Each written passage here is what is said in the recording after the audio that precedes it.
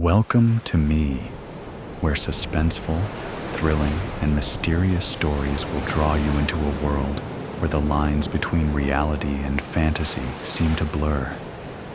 When the night falls, when all the sounds gradually quiet down, leaving only your own heartbeat and breathing, that's when these stories begin. Tensions, unsolved mysteries, moments that will make you hold your breath in fear or curiosity, all are waiting for you ahead. Find a comfortable seat, dim the lights, and let this sound guide you on a journey that is not for the faint of heart. I want each of you to leave a comment sharing where you are in the world. And if you are enjoying the episodes, don't forget to give a like and subscribe to the channel now. Relax. Are you ready? If so, join me in the first story right now. Escaping Nothing. I felt the light before my eyes actually saw it. Warm and soft. Almost tangible. Like a blanket draped across my skin. How long had I been lying there? I tried pushing myself up from the ground, but nothing seemed to want to work properly. It was as though I'd never attempted to move before. Finally, begrudgingly, my body began to obey my brain. I turned over and began to sit up as I blinked and squinted against the blinding yellow that seemed less a comforter and more an attacker now. My ears were coming to life as my hands instinctively moved to cover them in hopes to drown out the high-pitched ringing. Slowly, my sight and hearing both began to come into focus. Dust hovered in the air around me. What had just happened? As I stood up, I racked my brain for anything that could help me understand my surroundings. My legs were as untrustworthy as my memory, however, so I quickly sat back down on the dark green grass. Okay, let's try this again. I encouraged my limbs. I took my time getting on my feet, watching my legs carefully as they strained. I had no coverings on my feet. I had no coverings on the rest of my body either, it seemed. Scanning the horizon, there seemed to be no one around to notice my nakedness. Nothing I could see indicated that there were any others at all, actually. I began walking towards the hill that lay in front of me. It was steep, but not so steep that my aching, wobbly legs couldn't manage to navigate it with a little help from my hands. When I reached the peak, I could see for what seemed like miles in every direction. Hello? I called to my left. Hello? I called again. Is anybody there? Where was everyone else? I began to walk down the hill, continuing in the same direction. Hundreds of large, sharp rocks jutted from the ground, as though driven up by some unnatural force. I had to dodge cracks in the ground that wound incoherently about the land. Oddly enough, they seemed to be slowly closing rather than expanding. Hello? I called again. Is anybody there? I yelled. Everything around me was unfamiliar. Why couldn't I remember what happened? Was there anyone else? Or was I the only one who... No. I couldn't think like that. There must be others. I am in the middle of nowhere. There is no indication of civilization around me at all. So why should there be others here? There must be others. It wasn't a question of if, but of where. Hello! I screamed, nevertheless. I couldn't convince my mind that I would be out here all alone. The only response was the sound of a soft breeze, rustling trees in the distance. The sky around me was dark as my concern grew. I suddenly felt very exposed. The only safe place seemed to be the grove of trees that the breeze had discovered. So I started walking that way. Quicker, more quickly. Finally, I was running. Fear began to overtake me and drive me. At last, I stepped into the darkness of the woods and worked to catch my breath before examining my new surroundings. My eyes adjusted to the dim light quickly. Hundreds of trees surrounded me, but in the trees, I could see creatures moving about, jumping from limb to limb, flapping their wings for balance. Birds. Birds are here. That's a really good sign. What else? I walked forward, moving leaves and branches away from my face, pushing deeper into the woods. A low rumble that stopped me in my tracks began to emerge from the shadows. I could feel my heart rate quicken as a large animal stepped into what little light could penetrate the canopy. Its yellow eyes captured that light and threw it back at me as it bent its long, sharp fangs. I couldn't move, but I wasn't sure I wanted to either. The large cat walked towards me as it snarled softly. It sniffed my bare skin before letting out a chilling roar. My eyes closed tightly, but no other aspect of my body was capable of responding. "Ah, he's over here," I heard someone speak. "Seems the tiger found him," the voice chuckled. The words seemed to come from every direction all at once. The tiger backed away and trotted back into the shadows. I followed her lead. While my mind told me I should have been relieved to hear the sound of another, something in me was trembling and fearful. I crouched down behind a tree, hoping the shroud of bushes would shield me until I could learn more. "You hide from me?" The voice was louder and echoed in my brain. I searched the woods frantically, but saw no one. Then I heard rustling in the trees and the sound of footsteps on the ground. "Run!" I obeyed my instincts and forced my body to move, retracing the path I'd used to come into the woods. Getting out, getting to the light, was my only goal. "Now you run?"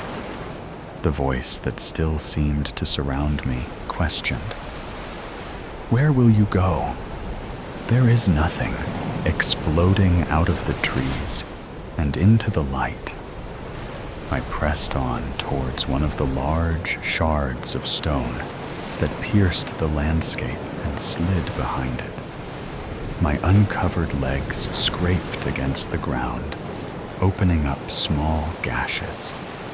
I watched the blood trickle from me like a foreign substance, red and dark, until finally I shook my mind free and turned toward the dangerous grove of trees to watch, to wait. The voice was right.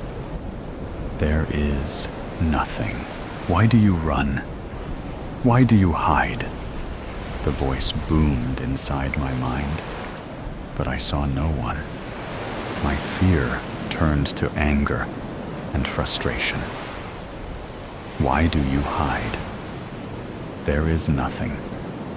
There is no one. I am alone.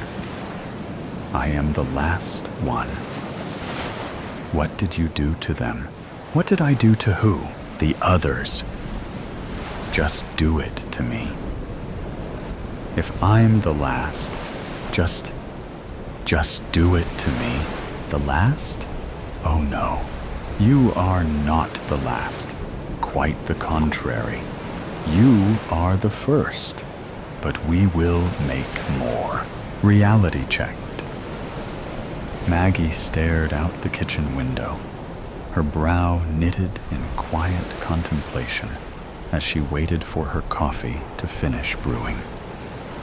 The sun poured through the window, warm and radiant. Yet something felt off. It had rained throughout the night.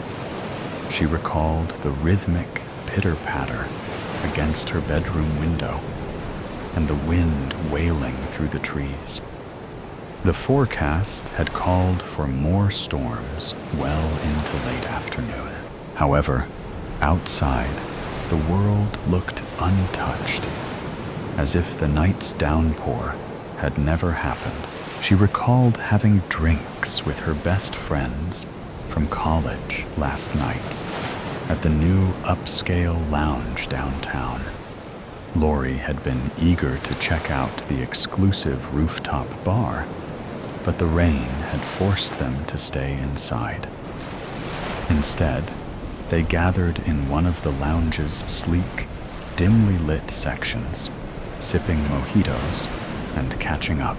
Lori had always dreamed of becoming a corporate attorney, and after years of relentless studying and grueling internships, she had finally landed a position at one of Pittsburgh's top law firms earlier this year.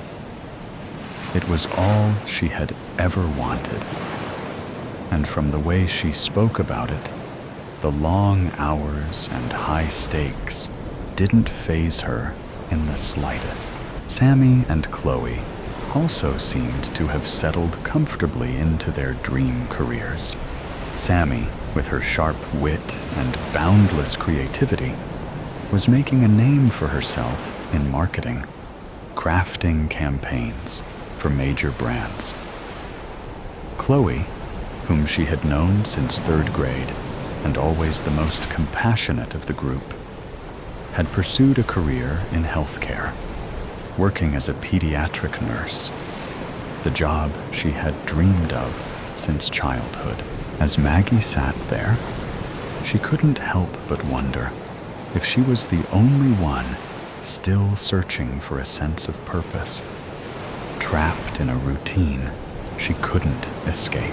Suddenly, the coffee pot beeped, a sharp, cheerful sound, as if proudly announcing the completion of its task.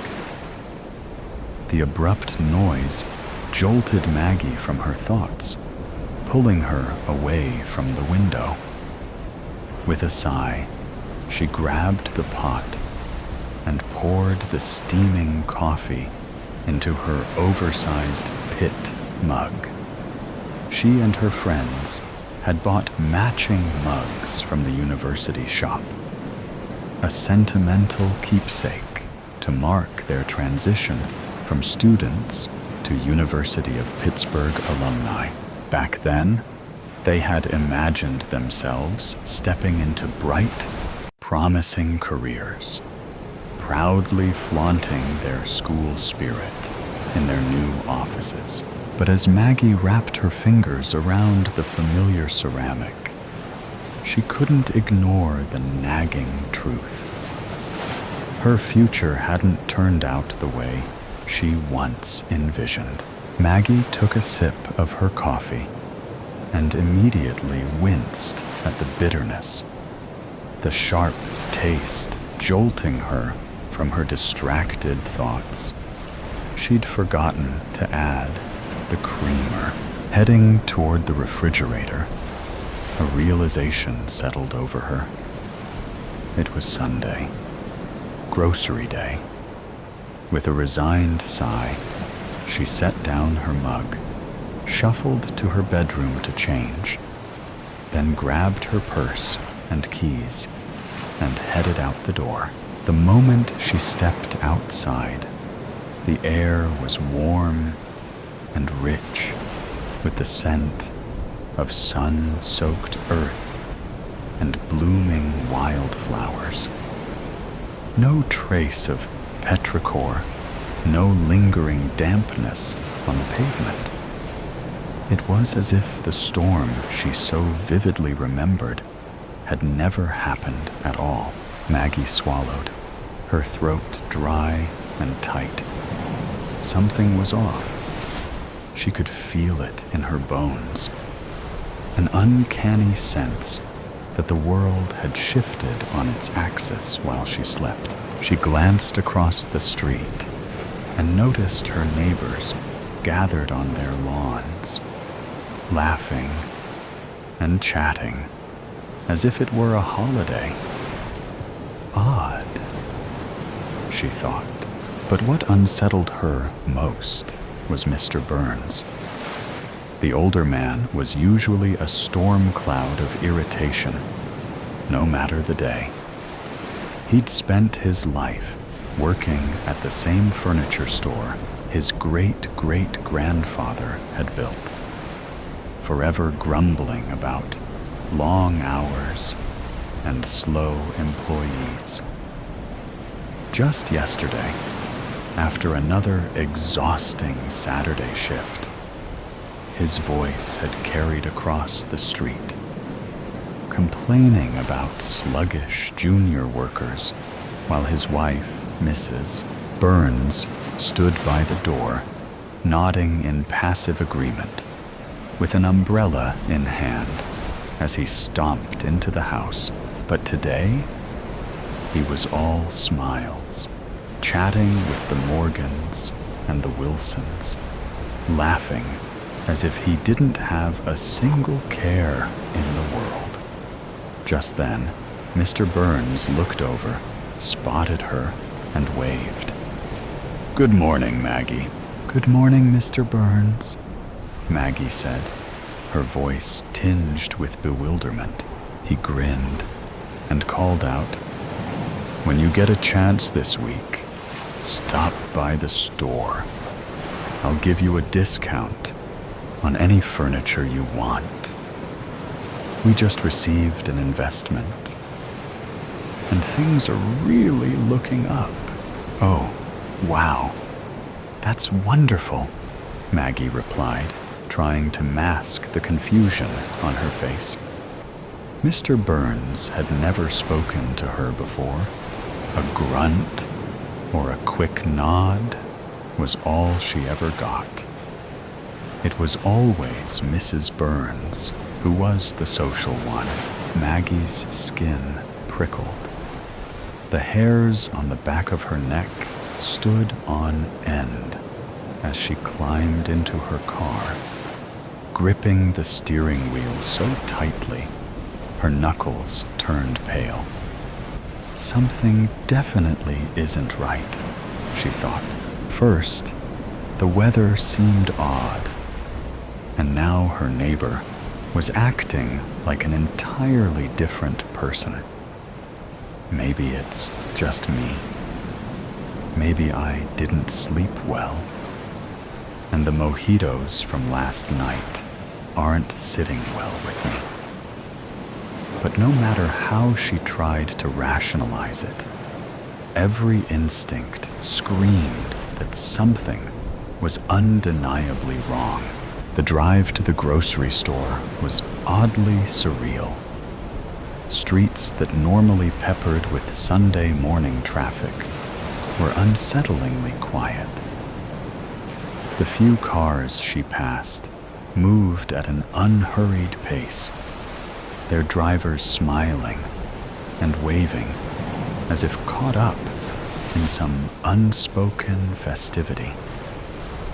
Pedestrians strolled along the sidewalks with a light-hearted spring in their step, while dogs pranced happily alongside their humans, tails wagging as if the entire world was enveloped in an unfamiliar sense of joy. As she pulled into the parking lot of Greenfield's Market, her unease deepened. The vast stretch of asphalt, usually packed with cars on a Sunday morning, was nearly empty. Only a handful of vehicles sat scattered across the grocery store lot, gleaming under the strangely intense sunlight like polished gems. She cautiously eased into a parking space near the entrance and cut the engine. For a moment, she just sat there, fingers still resting on the steering wheel as she scanned her surroundings, trying to steady her thoughts. "What is going on?" she whispered to herself. Finally, after calming herself, she grabbed her purse and stepped out of the car. The door closed shut behind her, the sound echoing across the parking lot, unnervingly loud against the surrounding stillness. As she approached the store, the automatic doors slid open with an almost too cheerful whoosh, releasing a wave of cool, conditioned air. The familiar fluorescent glow spilled onto the pavement, blinding her momentarily, forcing her to blink rapidly to adjust her eyes. Her gaze landed on the store employees gathered at the entrance, their faces lit with excitement as they chatted and laughed. They held a large banner that read, "Welcome to Greenfield's Market. Happy grand reopening. A new beginning awaits." A grand reopening? This surprised Maggie. She had been at this store just a few days ago, and there had been no sign of renovations, no announcements, no changes, nothing to suggest something like this was happening. She forced a smile at the employees as she walked past, gripping her purse handle tightly. Grabbing a cart, she headed toward the produce section, trying once again to shake off the uneasiness rising in her chest.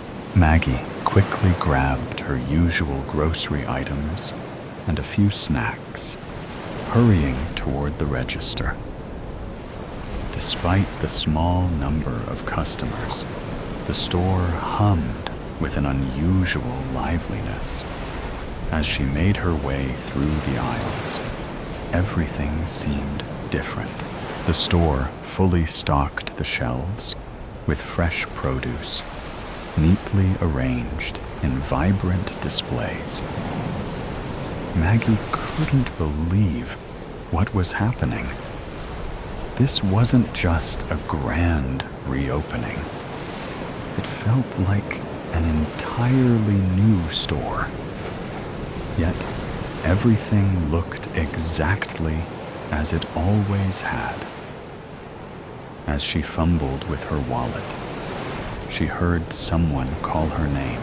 "Maggie, so nice to see you today. How are you?" It was Jen from her yoga class. Maggie barely managed a smile as she turned to face her. "I'm good.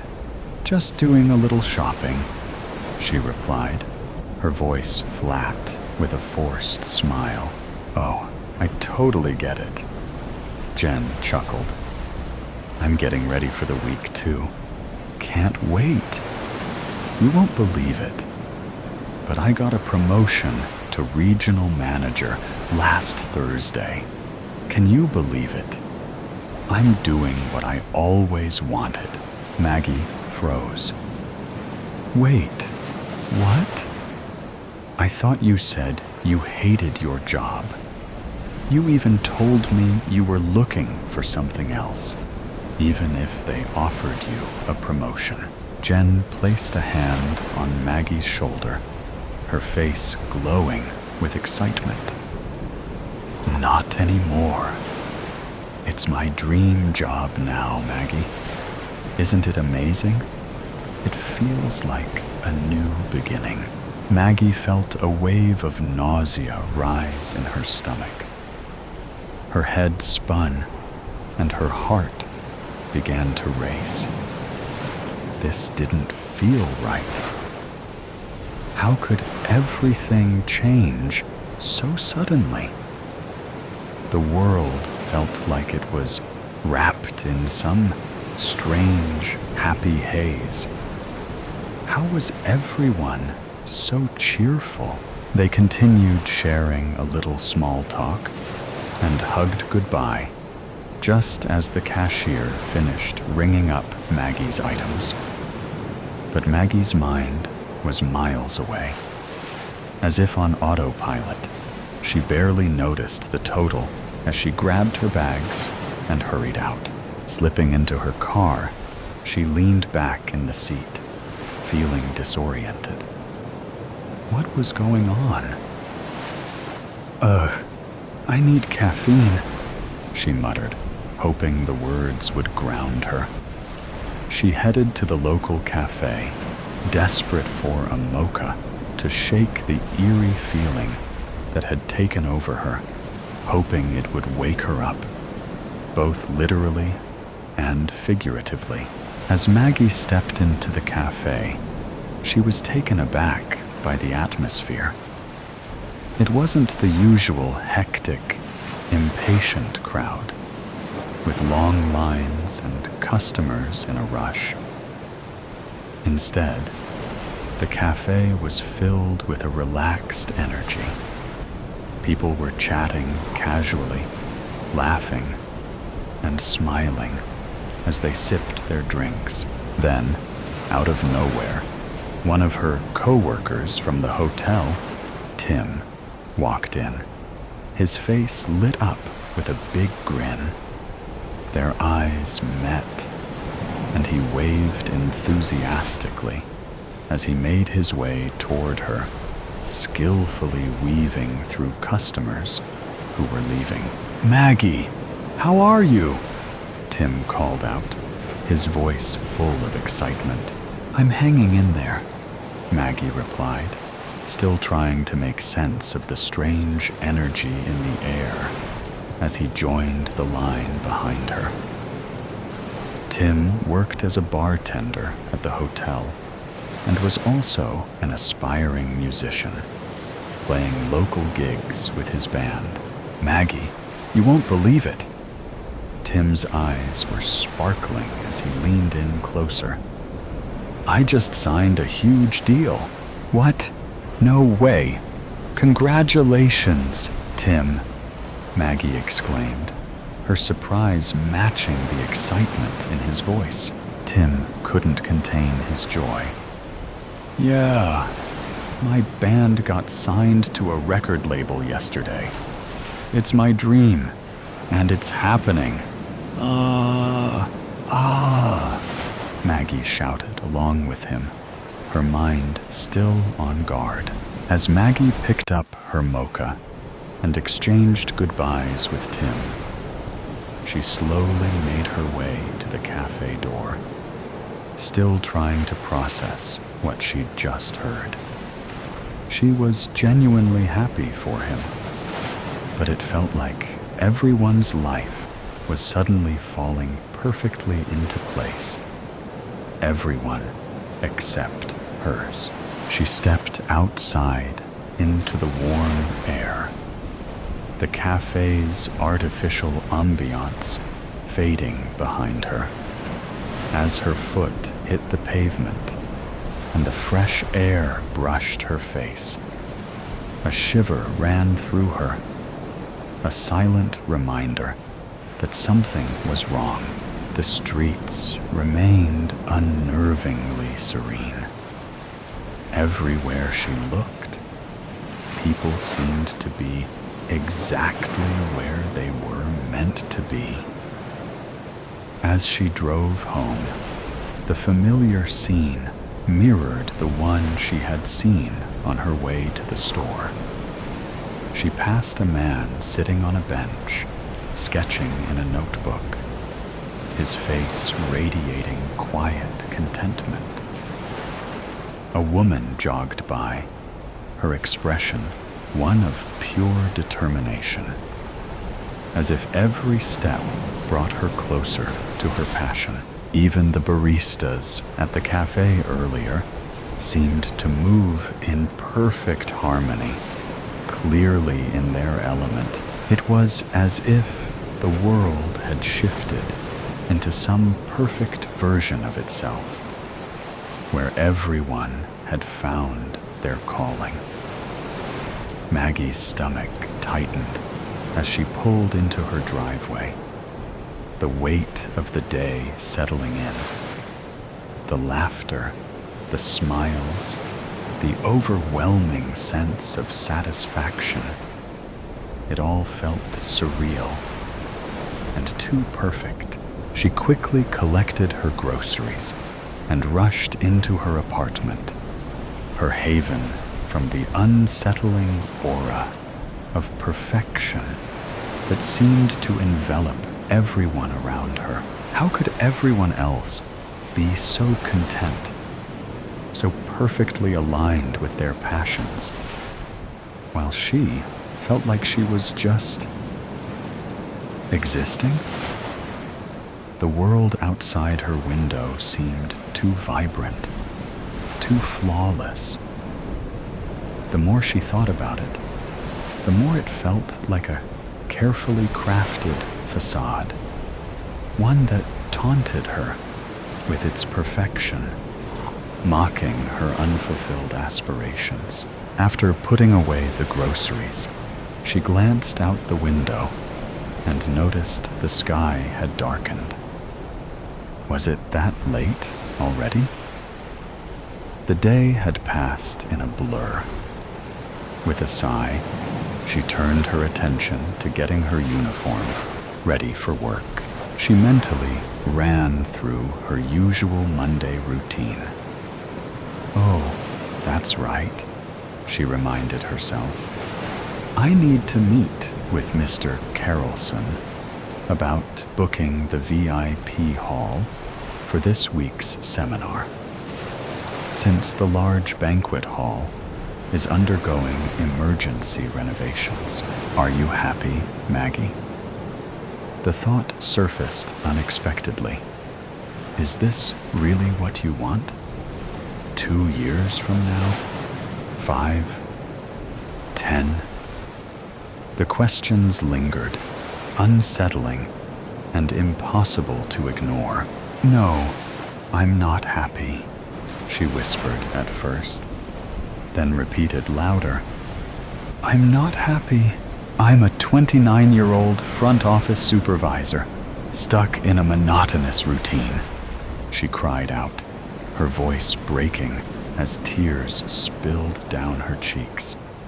Her voice trembled with frustration as she continued, her emotions pouring out unchecked. This isn't what I wanted. This isn't the life I dreamed of. She dropped to the floor, fists tightly clenched, tears streaming down her face, her voice breaking with every breath. My dreams, my life, everyone around me is thriving, doing what they love, and I'm just stuck. The realization crushed her.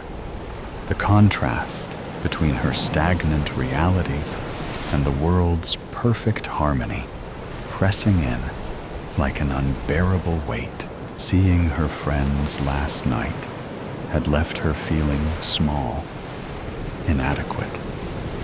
They had all progressed into their ideal careers. And when the conversation had focused on her, she attempted to joke and dismiss it with a nonchalant, "Oh, I just changed direction." But the truth was harder to admit, even to herself. Somewhere along the way, ambition had quietly given way to stability. The drive she once had, the fire that pushed her forward, had dimmed, replaced by routine and practicality. And now, as she neared 30, she woke each morning with a dull, persistent ache of regret, haunted by the question, why had I just simply settled for this life? She had long since convinced herself that she was fine, that comfort and security were enough. But were they? Seeing her friends thrive, their eyes alight with passion for the things they loved, had stirred something restless inside her. Do you keep going like this, waking up every day to the same boring routine, letting time slip through your fingers?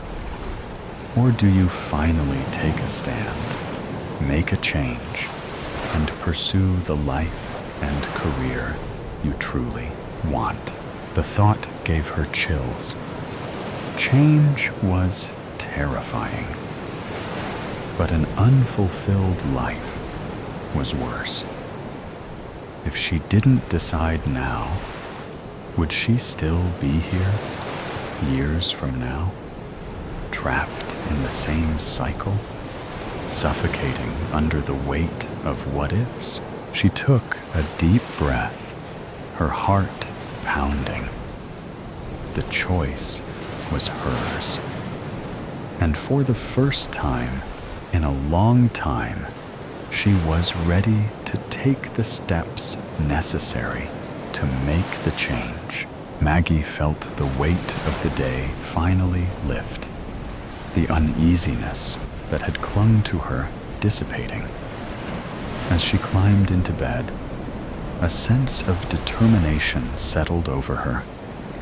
She was ready to embrace change, to carve out a future she truly wanted. Soon after she drifted to sleep, a loud, thunderous boom jolted her awake. Her eyes snapped open, blinking rapidly as she tried to gather her bearings. Rain pounded against the window, the storm outside mirroring the confusion swirling inside her. Half asleep, she reached for her phone. The screen lit up. 5:34 a.m. Sunday. Squinting, she frowned.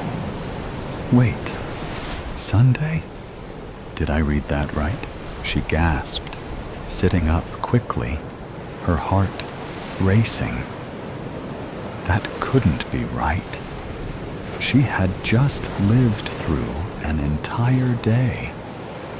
She had gone shopping, talked to Jen, seen Tim, struggled with her emotions. How could it possibly be Sunday morning again? Scrambling for answers, she lunged for the TV remote and turned it on. The menu flashed across the screen. Sunday, 5:35 a.m. Her pulse roared in her ears. Oh, my goodness. Was it all just a dream? She whispered, her mind racing to make sense of it. A breathless, incredulous laugh escaped her. It was all just a dream. A weird, unsettling dream. Yet, as the initial shock settled, another thought took its place. It had felt so real, so vivid, like she had actually lived it. But more than that, it had forced her to confront the very things she had been avoiding. Her doubts, her fears, and her regrets. Seeing her friends had been the catalyst, but the dream had been the wake-up call. Maybe, just maybe, it wasn't merely just a dream. Maybe it was a sign to stop waiting for the world to change for her.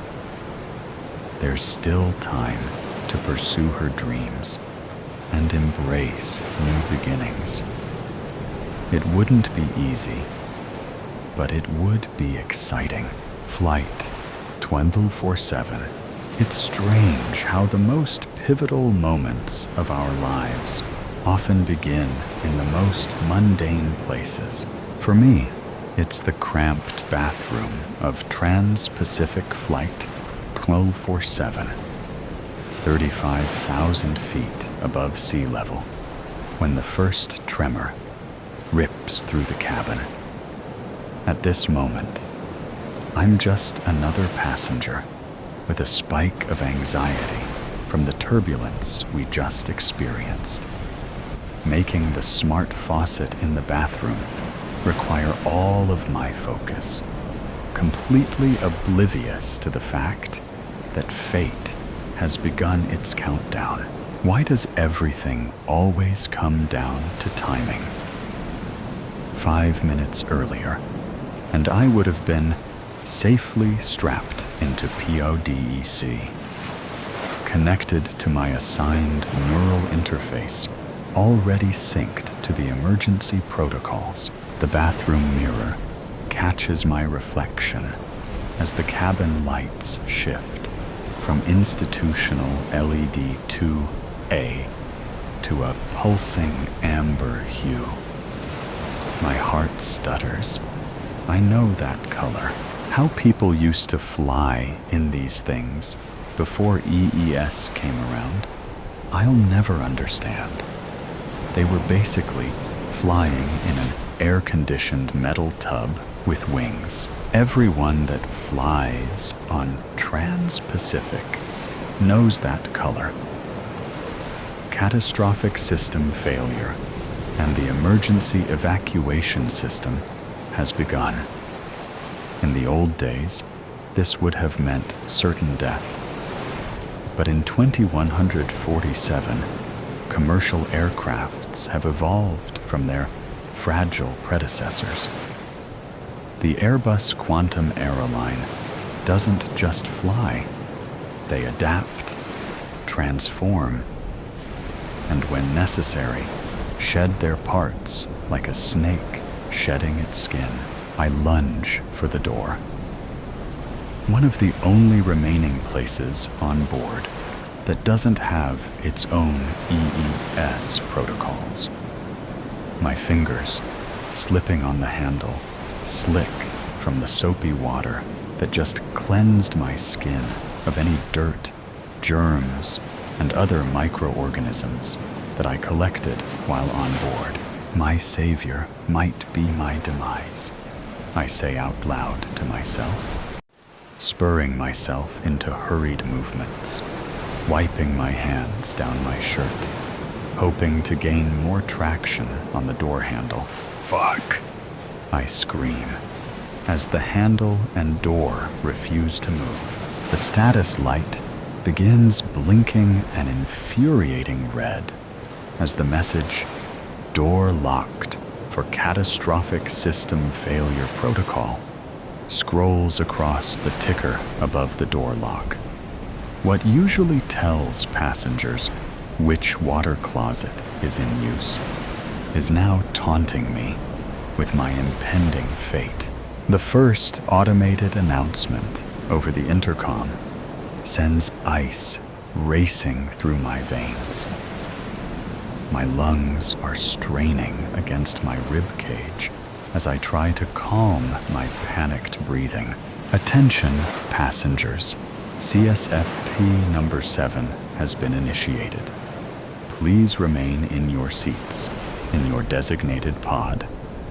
Quantum separation will begin in 3 minutes. 3 minutes. The word echoes around in my head, like a ball bouncing through a pinball machine. Under normal circumstances, that would be plenty of time for the pods to detach cleanly, their individual gravitational fields engaging as they descended safely to the nearest emergency landing zone.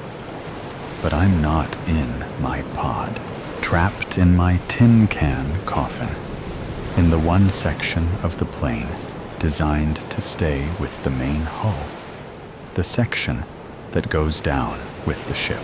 My mind whirs as I try to remember the schematics video they played at the beginning of our flight, the ones no one ever pays attention to because yada yada, remain in your pods and stay secured to your neural link for the most secure flight, yada yada. Trying not to think of how my sister had mocked me for even watching the video. You're such a germaphobe, I am sure you can make it one flight without washing your hands. It's only an hour-and-a-half flight, Nova, so she had drug my name out just to grate on my nerves. This bathroom is just between PRDRC and PRDD. Only a sealed door and 20 feet separating me from my salvation. The neural link in my travel band is already buzzing frantically, trying to sync my pod. Another tremor, stronger this time.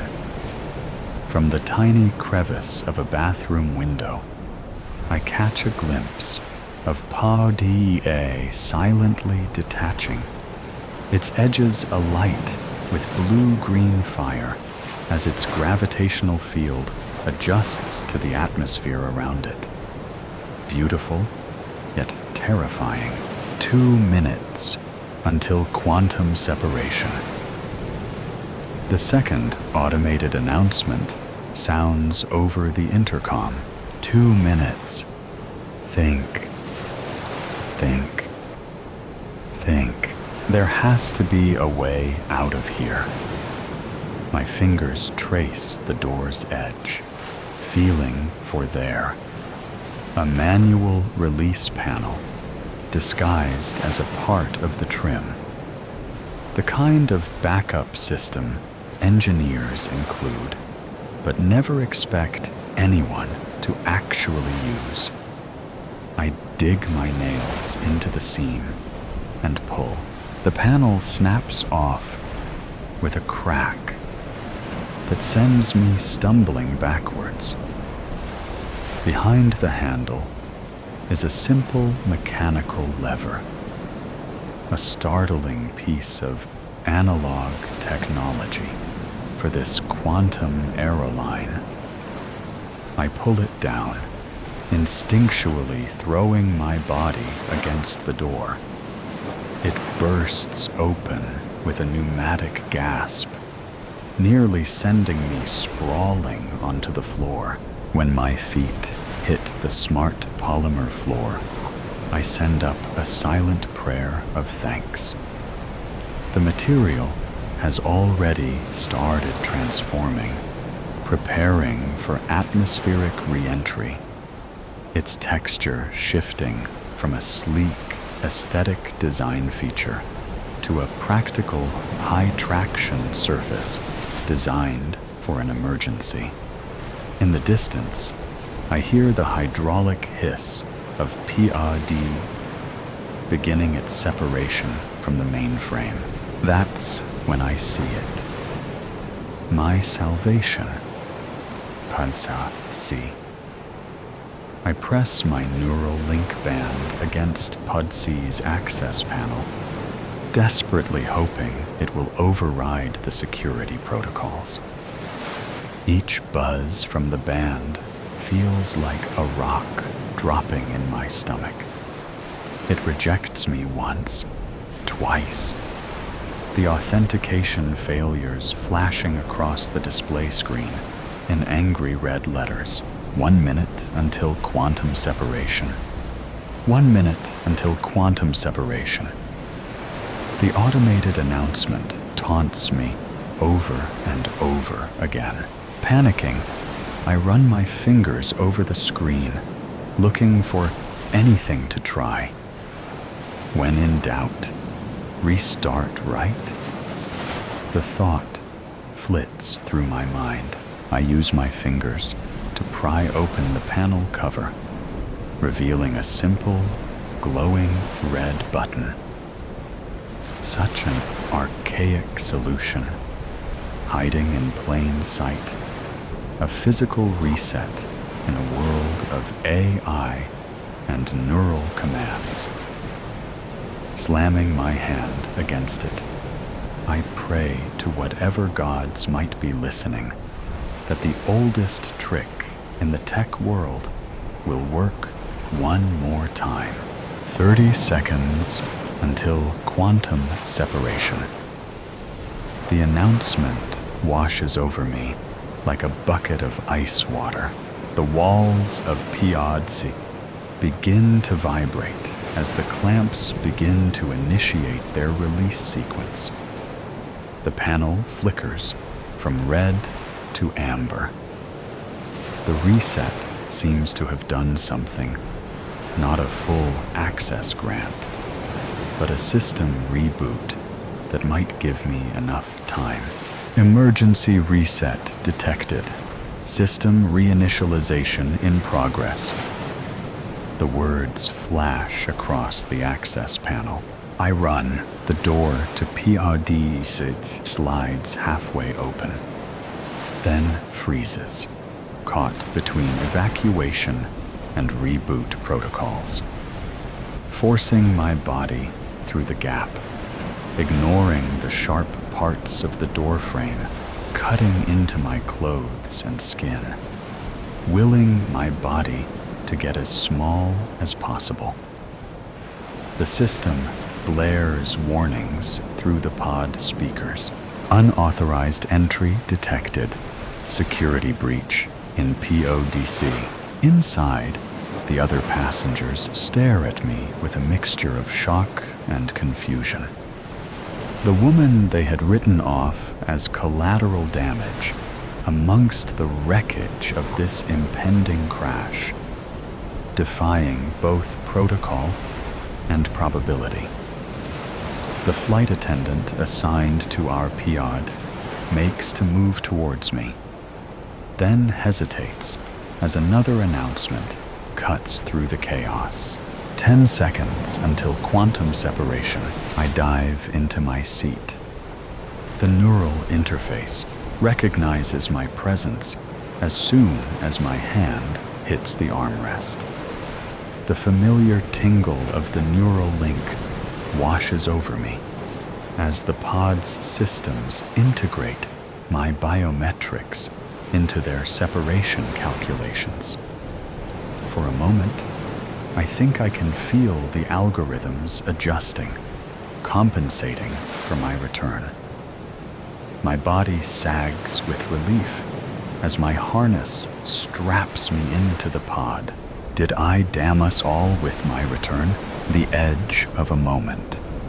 With squealing tires, the bus slowly came to a stop, its doors groaning open.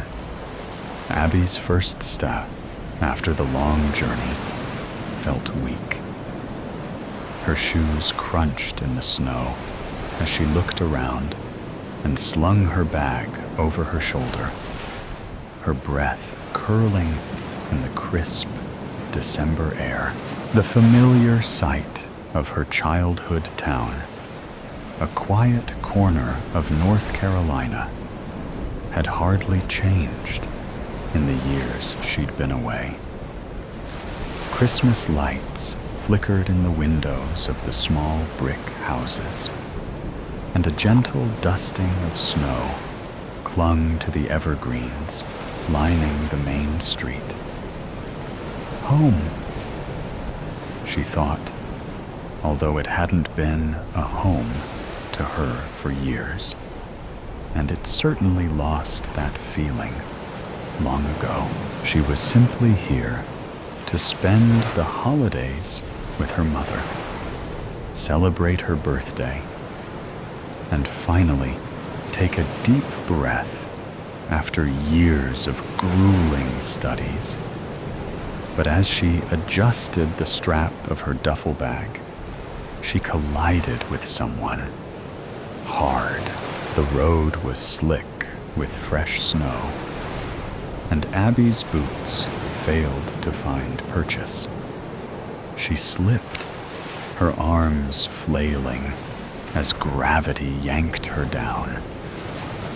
She hit the ground with a thud, snow seeping into her coat. "Ow!" she muttered, wincing. Before she could move, a pair of strong hands reached out to help her up. "You okay?" The voice was warm, concerned. Abby looked up. Irritation flickered through her until her brain caught up to what just happened. She froze. The man before her was impossibly familiar. His sharp blue eyes, the dimple in his cheek as he frowned. It was as if she were staring at one of the few old photographs she kept of her father. Luke, a man she never knew. Her father who left her and her mom so soon after Abby was born. It couldn't be. This man looked no older than 30. Her father, if he were alive, would be nearing 60. "Are you okay?" the man asked again, still with a firm grip on her shoulders, as if she might collapse again if he let go. Abby struggled to find words. I think so. Let me get you a coffee. That'll help." Unable to object, and with her thoughts spinning, she found herself following him into a small coffee shop she didn't recognize. Was this new? Had she just never noticed it before? The place had an old-fashioned charm, with a jukebox humming softly in the corner, and a menu written in looping cursive script. "Hi, Luke. What can I get you today?"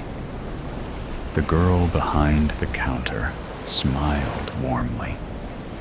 He ordered 2 cups of steaming black coffee, while Abby sat down at a small table by the big window. She looked outside at the snow-dusted street, the glowing Christmas decorations, the town she knew so well. Yet something felt different, familiar, but not quite right. "I'm Luke, by the way," the man introduced himself as he set the cups down. Yes, she heard that. But she wasn't processing it. Abby's stomach twisted. "I'm Abby." "That's a pretty name. Are you from here, Abby? Or just visiting?" The small talk momentarily distracted her from the gnawing sense of unease. A little bit of both, I guess. I was born here, but moved away when I went to college. He nodded, sipping his coffee. Abby studied his face. The only pictures she had of her dad were old and grainy. Not much to go on. But this man felt so eerily familiar. Maybe a long-lost brother? A cousin? Someone with an uncanny resemblance to her father? Maybe this was the reason her dad disappeared so suddenly after she was born. Maybe he was the reason. She cleared her throat, trying to form a coherent sentence. So, what about you? Are you from around here? Yeah, born and raised. And what do you do? Abby needed to know more. Nothing much to tell? I work odd jobs here and there, but I'm trying to find something more permanent. Maybe move to a bigger place next year. They each took another sip of coffee. Abby glanced around again. She didn't recognize the people in the cafe. The decor seemed off, more old-fashioned. Then something else struck her. I don't recognize this place, she muttered, almost to herself. Luke heard her. Really? It's been here forever. Maybe I just never paid much attention, she said, forcing a small smile. You should. It's a great place. He laughed suddenly and pointed toward the jukebox in the back. That's where my wife and I shared our first kiss. We're expecting a baby girl any day now. Abby blinked. Oh, she couldn't help but smile at the small anecdote. He even blushed slightly. Sorry, I don't know why I just said that. His voice lowered. Now it was his turn to study her. There was something about her. The same blue eyes as his.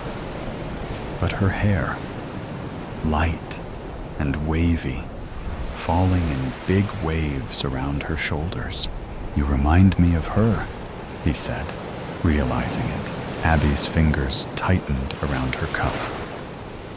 Oh, my wife, he said, his voice softer now. Her hair, the way you move your face. You look like her. Abby swallowed hard, but remained silent.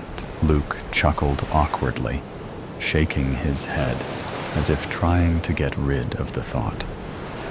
It's strange, though. You feel familiar? Have we met before? Abby forced a small smile. What do you say to that? With this feeling in her gut, she couldn't explain.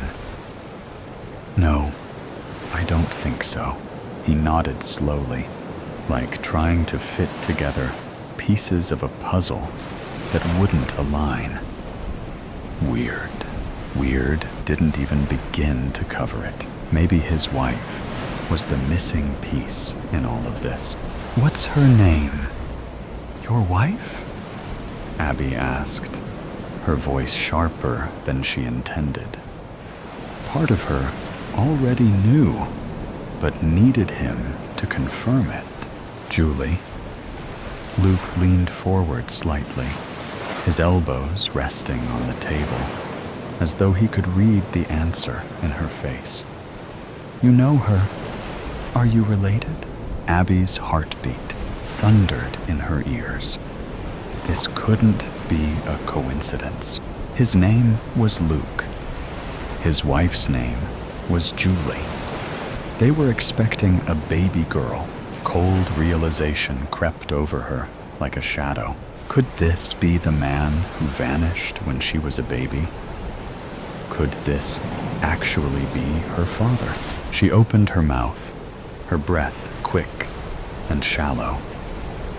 No, I don't think so. The cafe's warmth faded. The clinking of cups, the murmur of voices, all drowned out by the rush of blood in her ears. Luke wasn't moving. He stared at her, eyes searching, waiting, and then, like a dam breaking, she couldn't hold it in anymore. "I think she's my mom." Abby's voice trembled. "I think you're my dad. You disappeared almost 25 years ago. Right after I was born." Luke didn't react at first. The weight of her words sank into the space between them, heavy and unmovable. Seconds passed like hours. She wanted to run, but stayed glued to her seat opposite of him. Then, he finally spoke. "That's not possible. I'm right here. I'm not missing. I come to this place all the time." He shook his head, as if refusing to let the realization settle. "Besides, I would have been a kid, 6 years old back then." "Back then?" The words caught in Abby's throat. Back when? Her fingers trembled as she gripped the edge of the table. She inhaled sharply, steadying herself before asking the question she suddenly dreaded. "What year is it?" Luke's face was a storm of emotions. Confusion, disbelief, something close to fear. 1999. Abby's breath left her in a silent gasp. The world around her warped, twisted. The answer she had been looking for had been right in front of her all along. She had stepped back in time, eaten up with indifference. Eaten up with indifference. I wake to the sound of gnawing, or possibly the sensation of my leg being pulled. It's impossible to know exactly what stirs me, and I'm not even sure if waking is the right term anyway. Am I awake? I am lying on my back, looking up at a single strip light on an otherwise unsurprisingly white ceiling. There seems no possibility that I might move my eyes to see why my leg feels so odd. No more can I move any other part of my body, not even my tongue. This, a feeling that should induce panic, and yet it doesn't. Thinking about it more, there's no particular need to move my tongue, and I don't really know why I've become fixated with the challenge. But I am, and spend what I should imagine is around 1 to 2 minutes trying to poke it out. There is tapping from the corner of the room, and an occasional stifled cough, and I assume, from what I can see and hear, that I am in a small, mostly white office space, occupied by a lady who types on an old-fashioned typewriter. "Hello?" I imagine, unable as I am to move my lips, mouth, or my diaphragm to produce any sound. The secretary, as I'm now sure she is, carries on with her task, and I hear a faint ting, announcing the completion of a line, followed by a thoroughly satisfying ratcheting noise as she starts the next. Tap, tap, tappity tap. The pleasant sensation of being in a room with a hard-working, old-fashioned typist is marred a bit by the chewing, slobbering sound of whatever, or whoever, is gnawing my leg off. Oddly, it doesn't hurt being eaten, if that is what is happening. And I find it puzzling as to why I feel no pain. I make a monumental effort to object, but nothing at all happens. So I decide to stick with the peculiar feeling of relaxed easiness that is the sound of the diligent office assistant. "Do you want tea, Derek?" The gnawing stops and my leg settles. "Yes, that would be lovely, Diane." Derek sounds very much as if he might still have a large portion of my lower calf in his mouth. It seems I'm being consumed by another human. A human with a very out-of-date name. I hope he will stand up, pop into my eye line so I can get a look at the fellow and try to communicate my displeasure at what he is presumably doing to me. Nothing happens as I try to move. Nothing at all, so I stop trying and lie still. There really is no other option open to me. The typewriter noises cease, and I hear the sounds of water filling a kettle. Ah, now that rings a bell. Yes, I am here to fix a dripping tap. "Is the tap working now, Di?"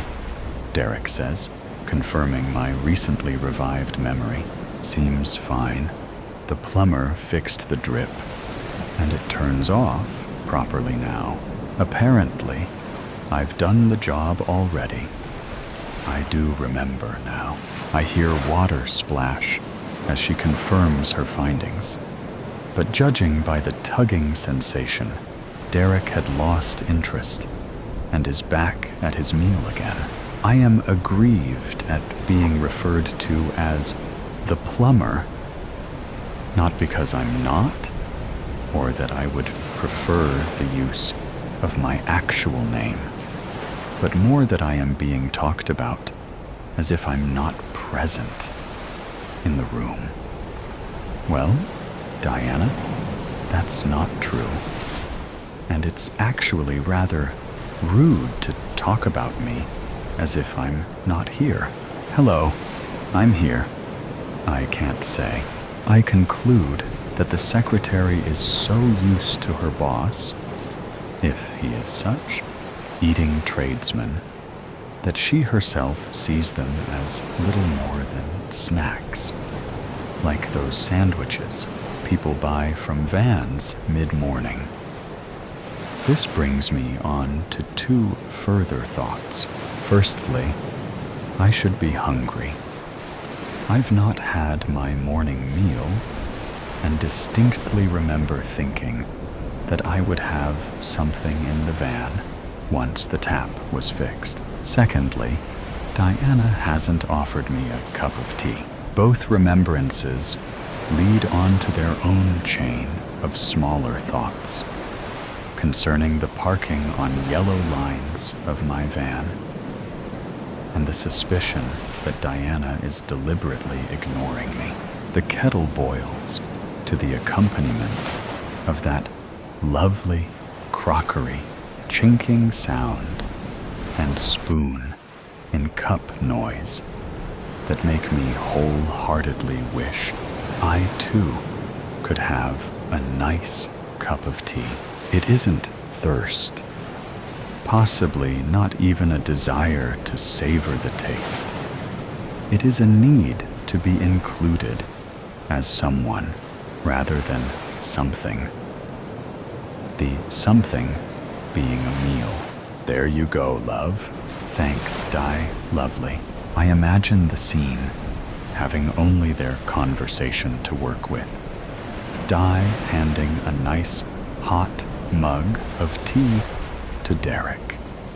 He, in turn, has now stopped chewing at my calf and is reaching around, taking his tea and pursing his lips for that first, utterly pointless, too hot sip.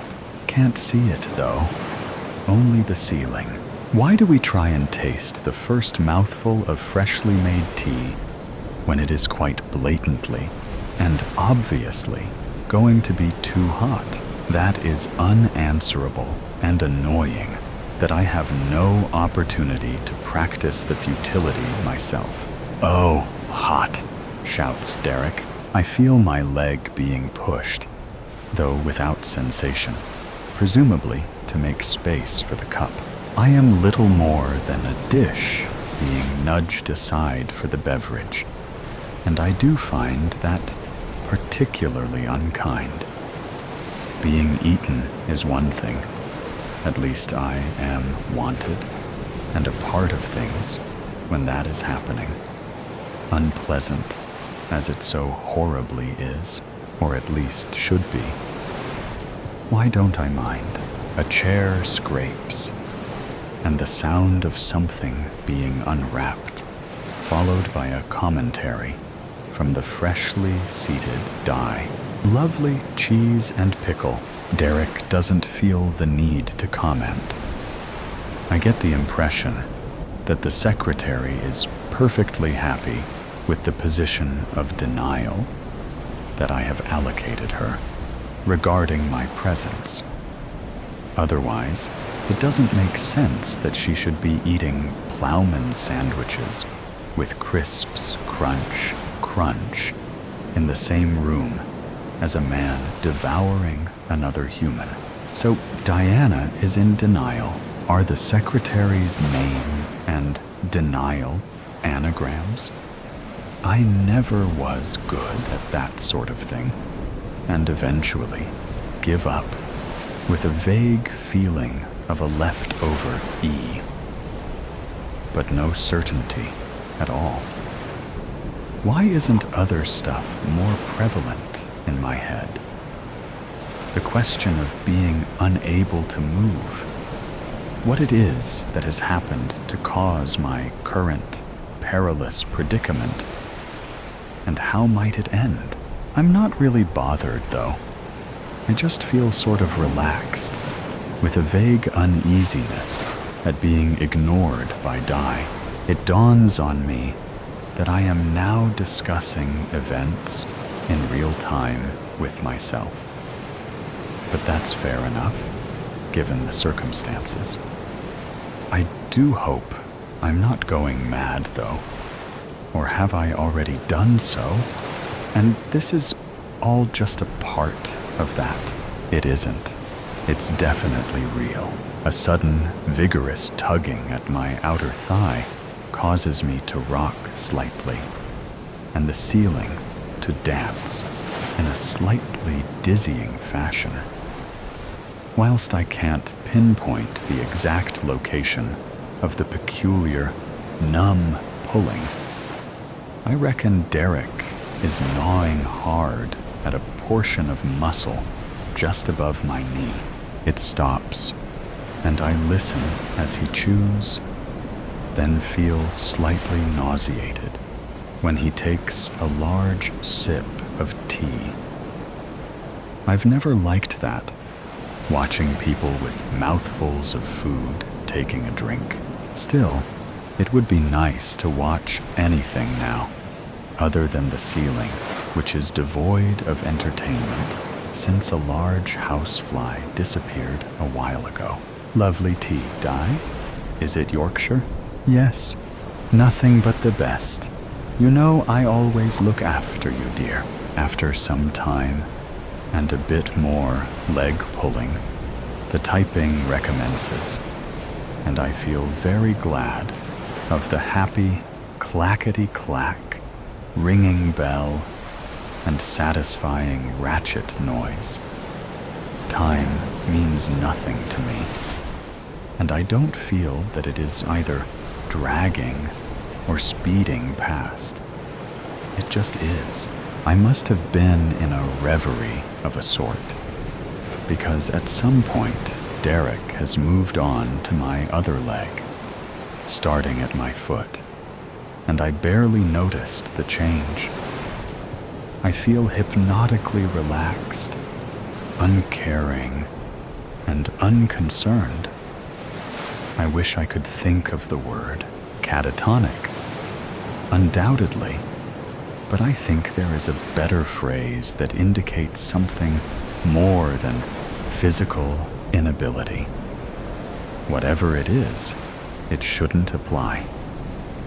What is happening to me should be alarming, but somehow I'm not as bothered as I most certainly should be. The lights go out after that, and I enter an entirely unknown passage of time before they flicker on again. However, many hours passed, and I'm guessing around 12. I still can't think of the word. It isn't euphoric, not at all. I hear someone taking their coat off, filling, and then switching on the kettle, and assume it to be dye, fortifying herself for another day at the office.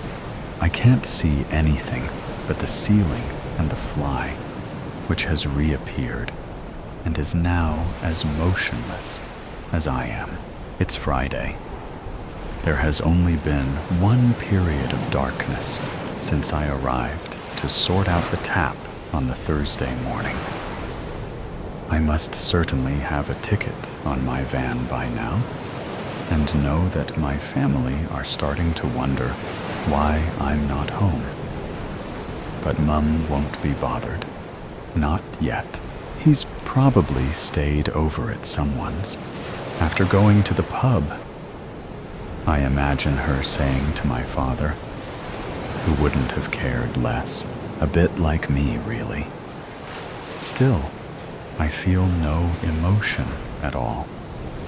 Not about Mum, dumb, or even Nicole, who I am supposed to be taking for a curry tonight.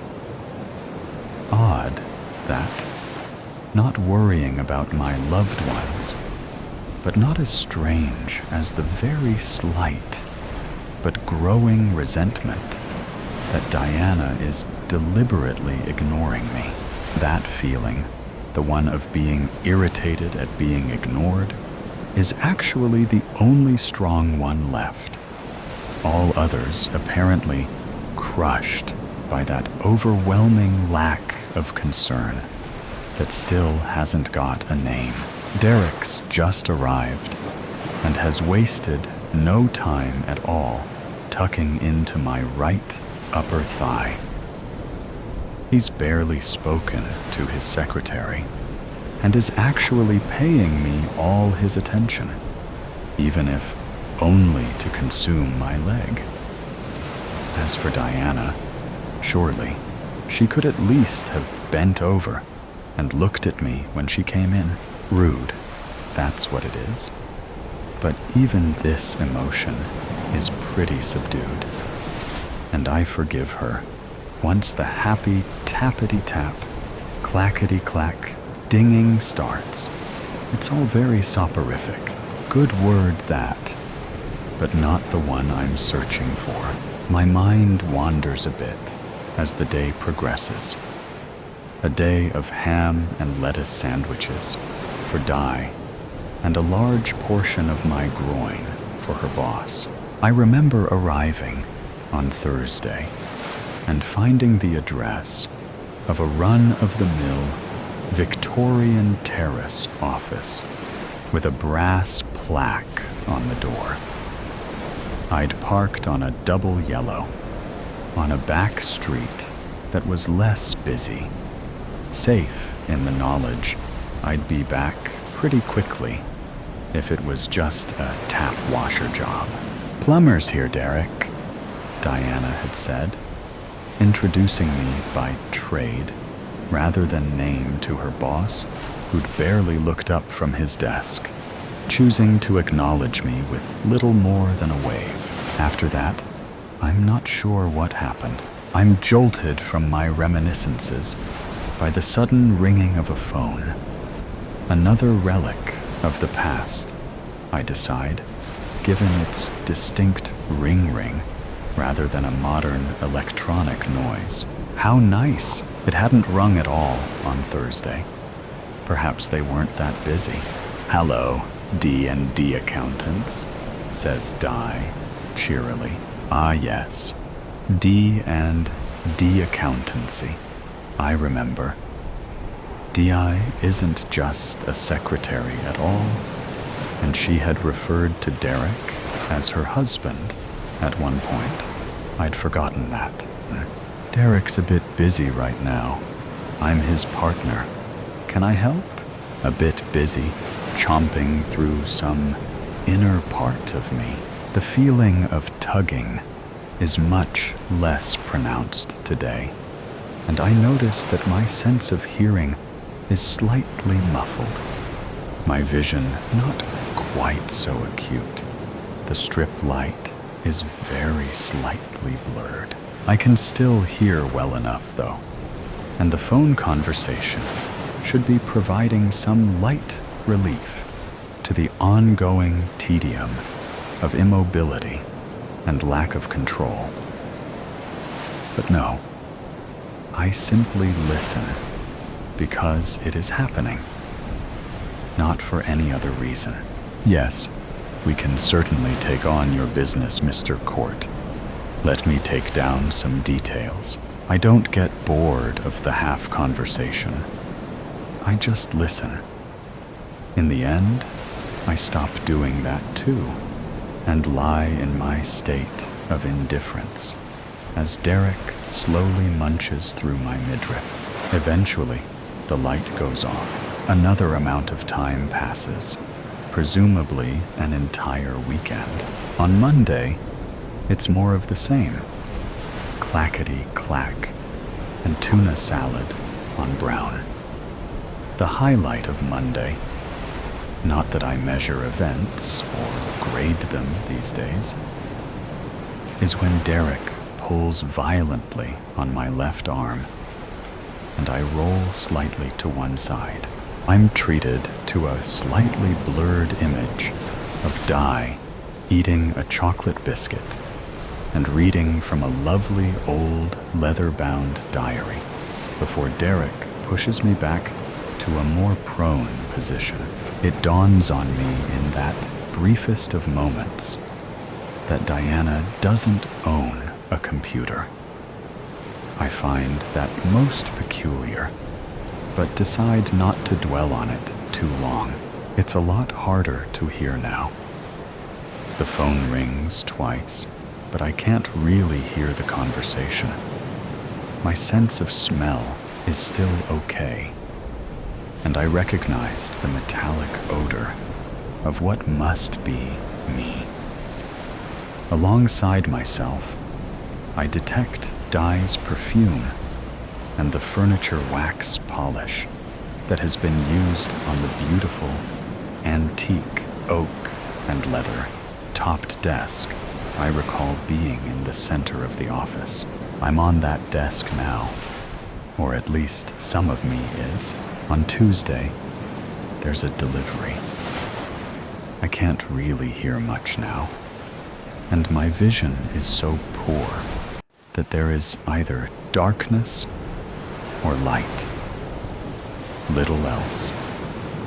So I don't know who has rung the barely audible buzzer or what it is that Di had gone to the front door to collect. Tappity-tap. But only just. I miss the ratchet sound and barely hear the ding. A week has passed, more or less. I realize that there is little more of me left than a head, and possibly a small bit of neck.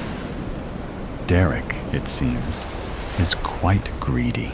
The very last thing I am aware of is the light flickering. On, off, on, off. It doesn't usually do that, having to date been a fairly decisive piece of electronics. A very muffled voice. Di, I think. Lights on the blink. We'd better call an electrician. Yes, I hear Derek mumble through a mouthful of something. I'm about ready. Clackety-clack, and one last ding. Apathy. That's the word I was looking for.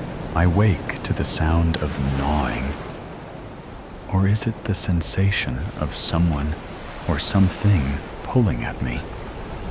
In the confusing half-second that exists in that time between consciousness and otherwise, it is very difficult to know what's real and what isn't. High hopes in the rain.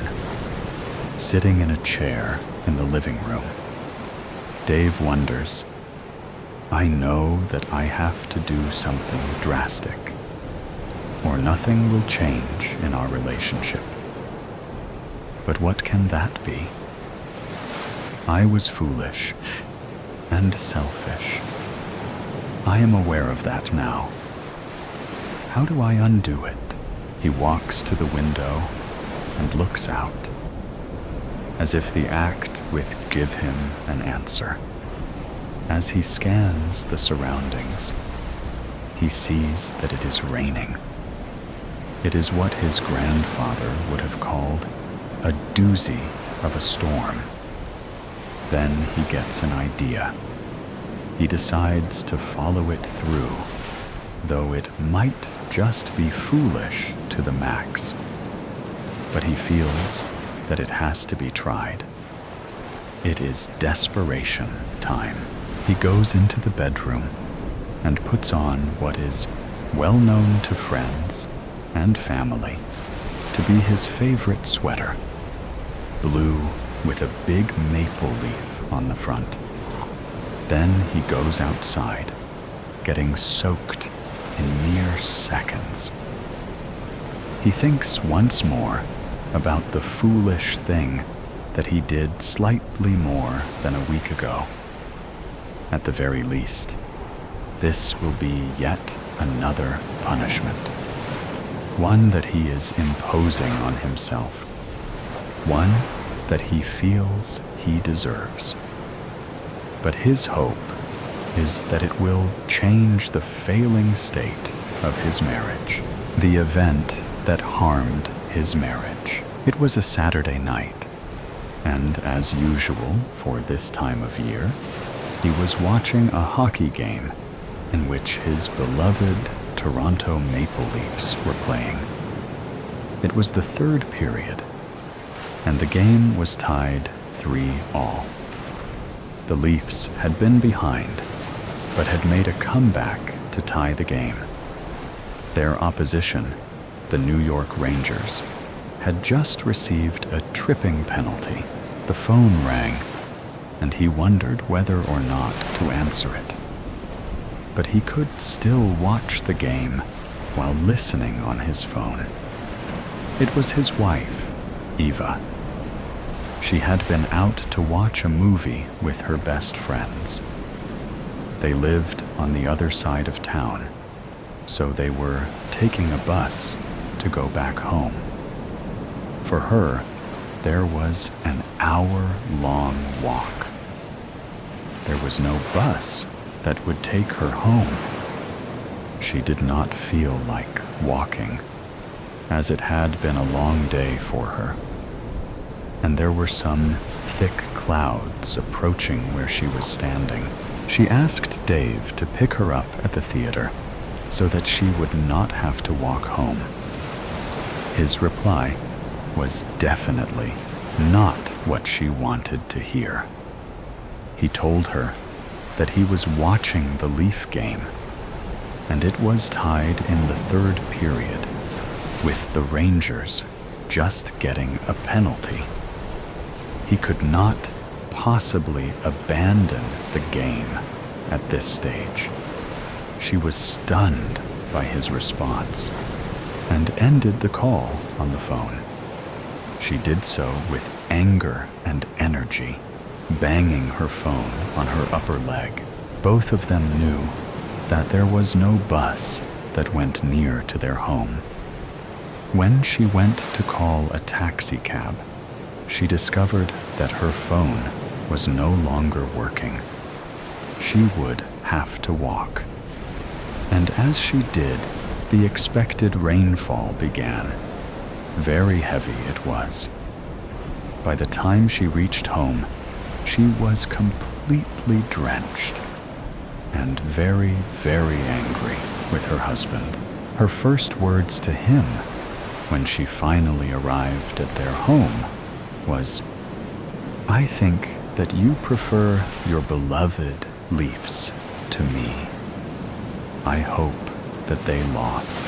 He was going to say that they won 4-3, something that he had jumped up and cheered about at the time, but was astute enough not to do so. When he looked at her drenched person and angry face, he knew that he was in deep trouble.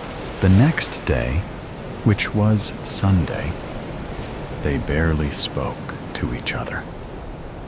And when dinner time rolled around, and he asked her whether they might go out to have dinner in a local place that they both liked, her only reply was, "I guess there was no Leafs game tonight, or you would not have asked me. I'm making my own dinner tonight, and you can make your own damn dinner." Over the next few days, there was little said between them, other than the bare necessities, barked out in very short sentences. This is what had led him to the desperate gesture of going out in the rain while wearing his maple leaf sweater. He knew that she would soon to be in the living room as her favorite television show was on. The television had its back to the window, through which the front yard could be seen. She came into the room and turned on the television. Dave felt that she would eventually be seeing him and his soaking wet treasure.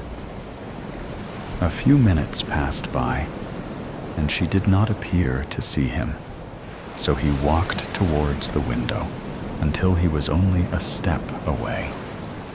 He wanted to knock on the window, but decided against it. After about 10 minutes, she stood up. He reckoned that there was a commercial on, and that she was going to the kitchen to get something to eat or drink. He had heated up a frozen pizza for his own supper, and had eaten it alone, as he had done every night since the Saturday of her drenching. When she returned to the living room, a glass of wine in her hand, she suddenly saw him, wet sweater and all. She put the glass down and walked towards the window. Knowing him well after 5 years of marriage, she recognized one of his symbolic gestures. The fact that he had worn his leaf sweater while out in the rain had meaning that she clearly understood. She went quickly to the front door, opened it, and in a friendlier manner than she had used in speaking to him in days, she shouted out to him, "Come in right now, you moron," an affectionate term shared between them. When he came inside, she said to him, "I would hug you, you moron, but I don't want to get wet. Take the sweater off so I can put it in the dryer, and put something dry on." He stripped off the soaking garment and handed it to her. She grabbed it and took it downstairs to the dryer. He stood there, half naked, with a big smile on his face. When she returned to the living room, she returned his smile with a smile of her own. He then said, "I was selfish on Saturday. I am so sorry about that. You are way more important to me than a hockey team could ever be. You are in first place. They are a distant second." This was followed by a mutually engaging hug. The Rougarou. Raylan Stone was installing a strut on a Toyota when I burst into the Texaco station. I ducked under the lift, slipped in a patch of oil, and cracked my head on the garage floor. Mais la, Delilah Jane. Are you pining for a concussion? The handsome Cajun scooped me up and set me on a stack of tires. He wiped grease off his hands and gently palpated the back of my head. You're not bleeding, Cher, but there's a lump. You might have cracked your skull. Holding my throbbing head, I mumbled, I'm just dizzy. Why'd you bust in here like a rabid wolf was after you? Lucinda's missing. Lucinda Defoe? Isn't she your cousin? Yeah? Her foster mom said she didn't come home from the roller rink last night. That teenager's wild as a colt. This ain't the first time she's run off. That's why I've got to have my truck. A muscle vibrated in his lean jaw. It's not ready. Baton Rouge ain't bringing the new radiator until tomorrow. Then let me borrow something. Antoinette thinks that Mississippi River pirates got her. He threw back his head and laughed. Antoinette watches too much television. She swore that a UFO beamed Lucinda to Mars last year. And a few months ago, she told the sheriff that the Rougarou ate the girl. I shuddered, imagining the man-wolf. 8 feet tall, he had eyes like fire coals and teeth like a bear's. He hunted dogs and kids who wandered into the bayou. My headstrong cousin liked to sneak out there. Gambling with her life turned her on. Giving me the side eye, Raylan said in Cajun French, Tonnerre mes chiens. Tell me you don't believe in the Rougarou. No, of course not. He's a legend, not real at all. Invented to scare bratty children. His lips quirked. Irritated that I hadn't fooled him, I squared my shoulders.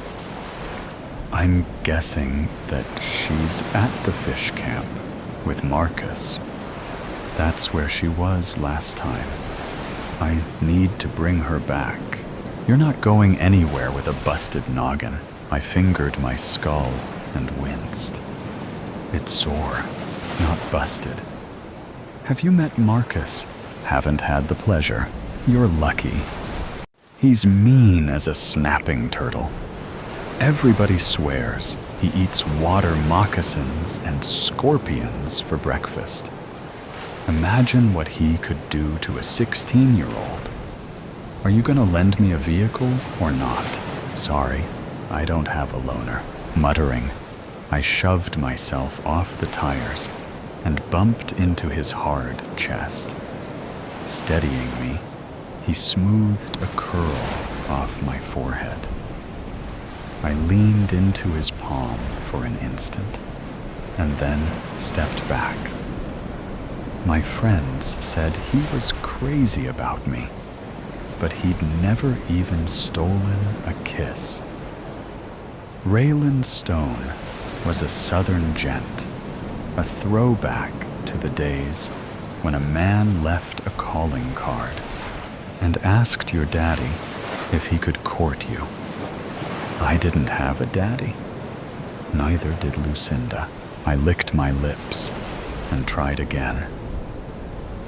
My cousins had nothing but bad breaks since her parents died. If she's with Marcus, she's with a critter as dangerous as the Rougarou. He sanded the beard stubble on his jaw with the heel of his hand. Look, I'd drive you if I could, but the mayor's coming to pick up the Toyota. I've got to finish the struts and Rotate the tires by 5 o'clock. Tell her it's an emergency. Narrowing his dark eyes, he stepped forward and caught my chin.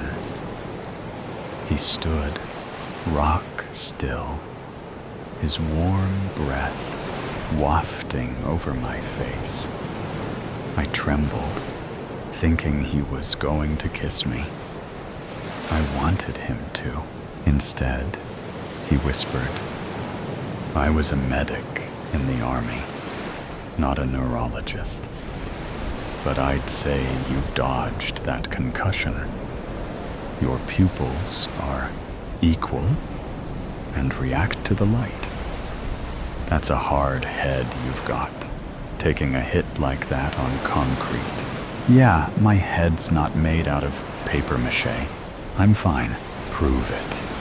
Let me see you walk the scene in the floor." Hoping he would relent about driving me, I traversed the crack like a tightrope walker, turned, and came back. My head hurt, but I didn't wobble. Satisfied, his brows drawn in a scowl, he picked up a box wrench and twirled it through his fingers. "All right, Cher. You win. I'll let you take old Jeb. Go to the fish camp, and then come straight back. Deal, old Jeb? Oh la la." Raylan's rebuilt 1940 International Harvester was a thing of power and beauty. He didn't let anybody drive that truck. Maybe he was crazy about me. I resisted a sudden urge to kiss him. "Go wait in the portico, Delilah Jane. I'll bring him around. Hurry before I change my damn mind." Its wiper blades flip-flopping over the divided windshield. The old truck rumbled into the portico a few minutes later. Raylan hopped out and cocked his fists on his narrow hips. "You ever drove a double-wheel rear end?" "No, but it can't be all that different from my Ram truck." "Different enough. You lock up the brakes, you'll skip the tires, and the rear end'll get away from you. Don't drive old Jeb over 40. Heavy rain's fixing to start. I'll drive him 10 under at all times. I swear. That'll be a first. You doing the speed limit." I put my foot on the wet running board and slipped. I fell backwards. As Raylan cupped my hiney to catch me, I heard him draw a sharp breath. "Careful, darlin'. It's slippery when wet." "Dieu." He slid his hands to my waist and boosted me onto the seat.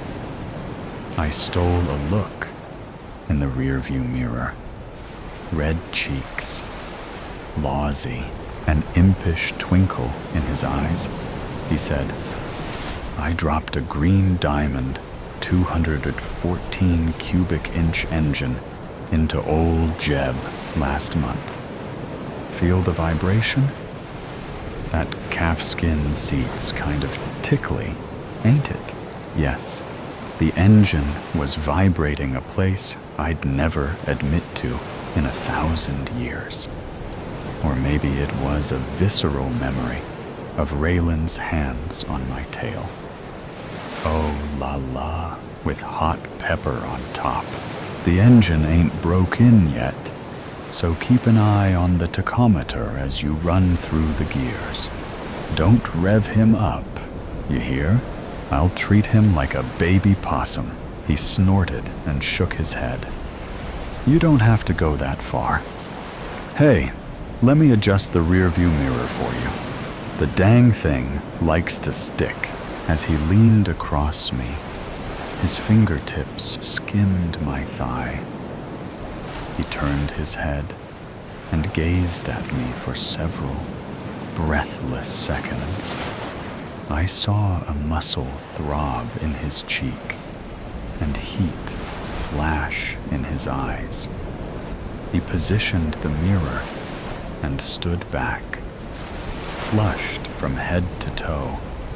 I stared at the gauges as though I'd never seen anything so fascinating.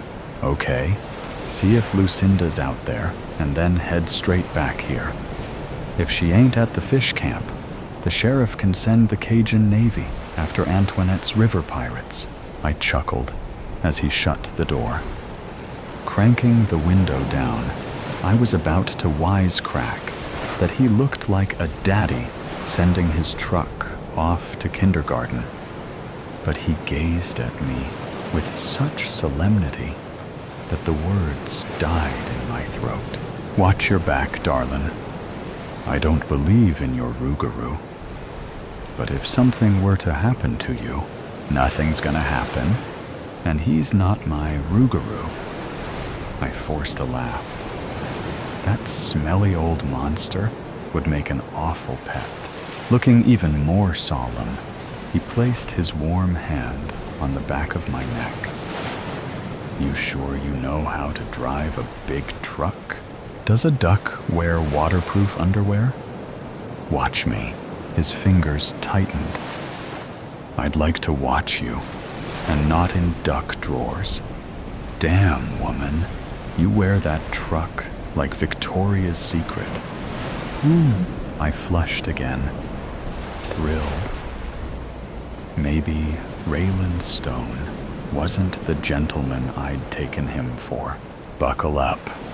There ain't a shoulder harness, but the lap belt will keep you from going anywhere.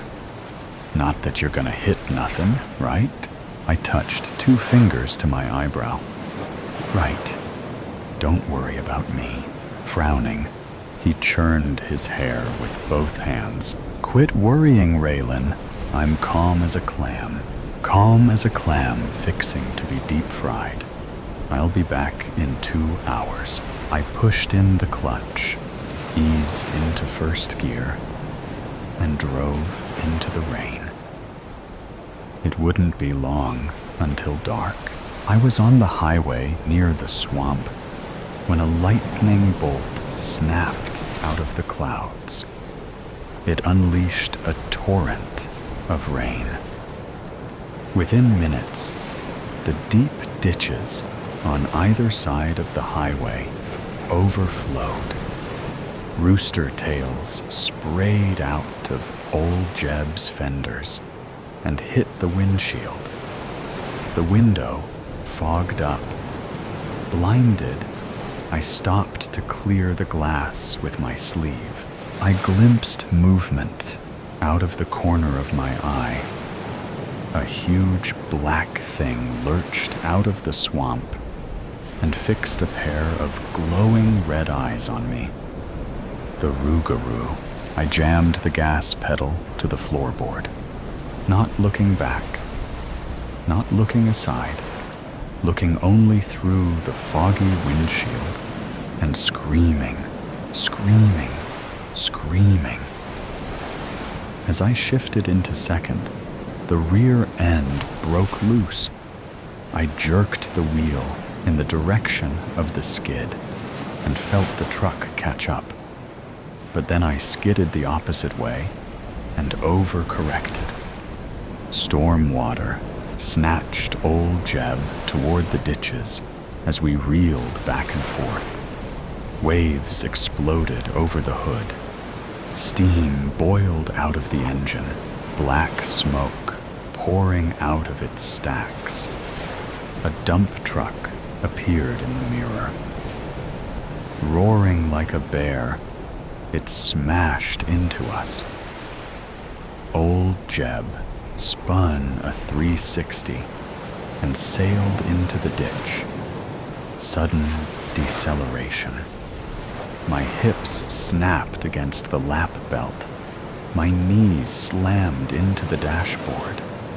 My forehead bounced off the steering wheel.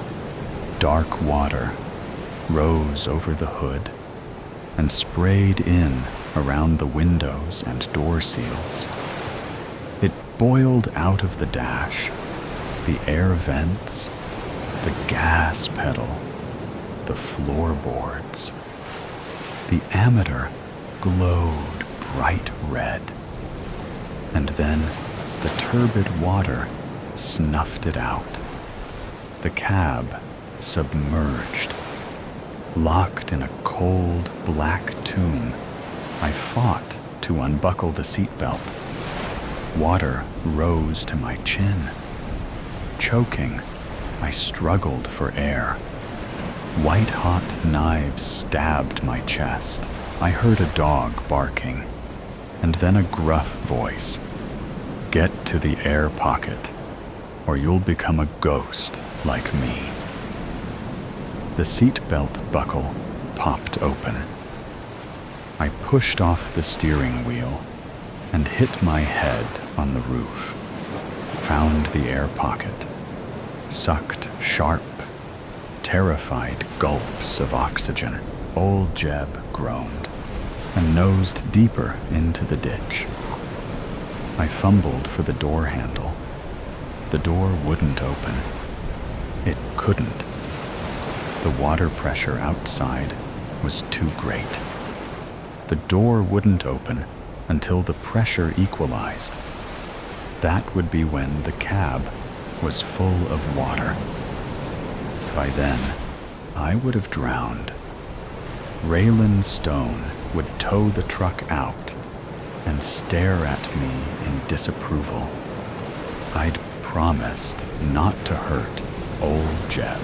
Dragging in a lungful of air, I ducked underwater and tried to grab the window crank. The freezing water struck my head like a hammer and knocked the air out of my lungs. I caromed to the ceiling and hit my head. I can't do it. It's too deep. It's too cold. I can't get out. I'm gonna die. Something appeared in the darkness. Brown fur, claws, teeth. I felt the rougarou touching me, breathing on me. I screamed in mindless terror. Roll down the window. Golden eyes, a white bib, and speckled paws appeared. It was the little brown dog that I'd lost to the rougarou when I was 5. Barks pushed my head underwater and guided my frozen hand to the crank. Together, we rolled the window down. Get out, Delilah Jane. Go. My face hit the ditch bank. It was too close, choking off escape. I was underwater. My lungs burned. I had to take a breath. If I did, I would drown. If I didn't, I would suffocate. I would die no matter what I did. I'm gonna bite you. Sudden, sharp pain in my butt. I spasmed, twisted, heard my scream carry away my last breath. My head broke out of the water. I clawed the bank, shoved my feet against the truck, and crawled onto the flooded road. Coughed, sucked cold wind. Where was my dog? The rain stopped, as though someone had flipped a switch. Low in the northeast, the wolf moon was waxing full. Tonight, the rougarou would reach his zenith of power. Its diesel engine roaring, the dump truck crested the hill. Tires squalled, and a shadow rushed at me. I saw the head of a wolf mounted on the massive, black-furred body of a man. I turned to run. The rougarou stabbed my back with his claws and sank his canines into my neck. Sterile white room. White blanket trapping my legs. Panicked, I started kicking. Calm down, Delilah Jane. Look at me, gripping my shoulder. Raylan Stone stroked my cheek. His shirt bore a picture of a diesel truck and a caption, "Black smoke, don't mean it's broke." I visualized the dump truck in my mirror, smoke billowing from the stacks. Don't let it get me. Shh, baby. You're in the emergency room. Nothing's gonna get you, darling, but a frightening kaleidoscope whirled in my mind. Lucinda was inside the submerged truck. As I struggled to free her, the rougarou surfaced from the dark water and tore out her throat. I screamed and screamed. I heard Raylan's low-voiced command. Open your eyes, Cher. It's just a dream. That's all it is. You got a concussion when you smacked your head in the garage. The rougarou's killing my cousin. No. The sheriff picked her up at the fish camp. You had a bad dream, baby. Just a bad dream. It's over. I covered my face and wept. The mechanic gathered me into his arms and began humming a Cajun melody, his vibrato flowing in rich, warm waves out of his chest into mine. As I settled into him, he whispered, "I won't let anything happen to you. I swear. You're safe, love. Safe." He cradled me in his left arm and gently pushed the hair out of my eyes. Cut like banjo strings, his powerful arms were colored in ink. Tattooed on his right wrist was a knife, twin arrows, and De Oppresso Liber. Is that Latin? Shh, don't talk. But I needed to make sure I was alive, that what I was seeing was real, that I wasn't dreaming anymore. I touched his wrist, warm and strong, pulsing, real. I traced my finger over the tattoo and felt him tremble. What's the tattoo for, Raylan? It's the Special Forces crest. From oppression, we will liberate them. Like he'd liberated me from the nightmare. So I didn't wreck old Jeb? His eyebrows shot up like question marks. I don't let anybody drive my truck. Oh, wait. You drove him in your dream. Heaving a shaky sigh, I laced my fingers through his. It was so real, so awful. Will you take me home? Later, darling. We're gonna stay and keep you awake. Concussion protocol. His eyes twinkling, his lips quirked in the mischievous grin I was beginning to love. The next time you come sliding into my garage, I'll outfit you with a crash helmet. Smiling, I snuggled into his arms. Raylan Stone was exactly the gentleman I'd dreamed he was. Maybe tomorrow, I'd steal a kiss. Repercussion. I remember the car crash that took my grandmother's life like it was yesterday. And when I say I remember, I mean vividly, because I was in the passenger seat. We hit an oncoming vehicle, trying to overtake on a blind bend. My grandmother seemed to register the car and sighed at the inevitable. Everything happened in slow motion. The sound of metal crushing, air whooshing past where it shouldn't. The man who was trying to overtake hit the driver's side of my car and ended up hitting a tree and burning to death after impact. It felt like we were spinning for ages. I had looked over at my grandmother, hunched over, a look of pure terror mirroring my own. Then everything went black. When I woke up, I was told the woman in the third car avoided the crash completely and pulled up onto the grassy bank on the other side of the road from where the car was burning to call the police. My mother was a wreck for weeks after, ranting at me from the minute I opened my eyes in the hospital bed. How could you let her drive, Anne?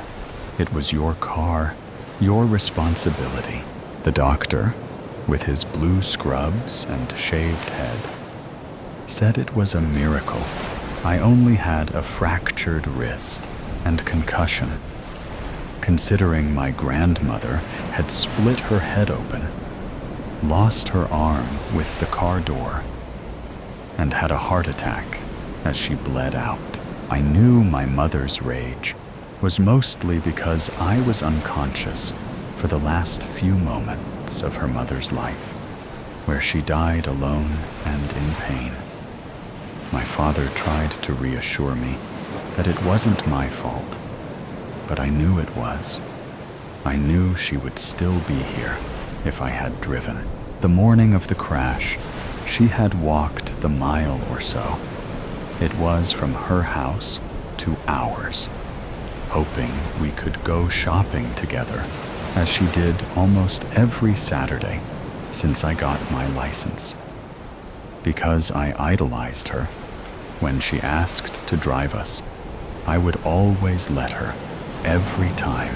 I wasn't allowed to visit her, lying in rest in the chapel. It will upset the aunts and uncles too much, was the excuse my mother used. She was the heart and soul of the family, you understand. But I didn't. She was my grandmother. She was part of me too. They should have let me say goodbye. A week after the funeral, the dreams started. She always turned up at the front door, asking if I wanted to go shopping with her, much like she did the morning of the crash. Those first few weeks, I always woke up not long after I saw her standing there, the terror jolting me out of the dream. I rarely dreamt before the crash.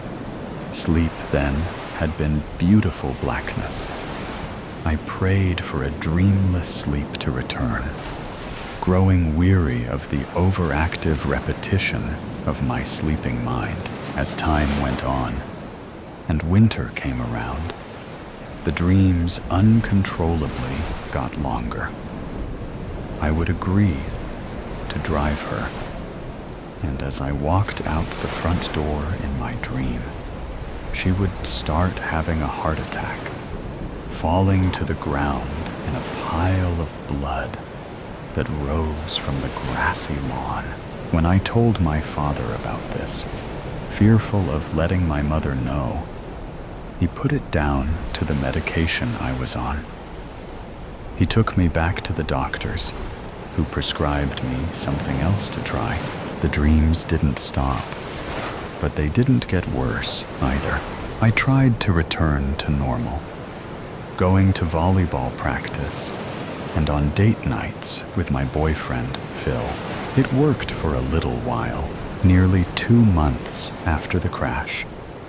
I opened my curtains one morning and looked down at the lawn, as I had done every morning of my life, to see someone standing at the end of the drive, about 100 yards away.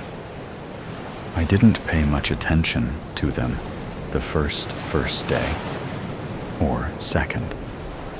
On the third day, the person moved a bit closer to the house, as if demanding to be seen. My grandmother looked up at me with a blank expression. I shut the curtains, trying to ignore the apparition. I was convinced death was coming to get me, so I stopped sleeping, afraid I wouldn't wake up. The lack of sleep meant grandmother was around more, stalking me from a closer proximity, standing behind me in the mirror as I washed my face in the morning, sitting in the back of the car when my mother took me to school, walking past me in the hallways at school. I was grateful she remained silent, and her right arm was still intact. She had given me a cross for my 10th birthday, and I dug it out of my closet and started wearing it constantly, hoping it would ward off her spirit, or at least trick my brain into warding her off. But the cross did nothing. I Googled ways to relax.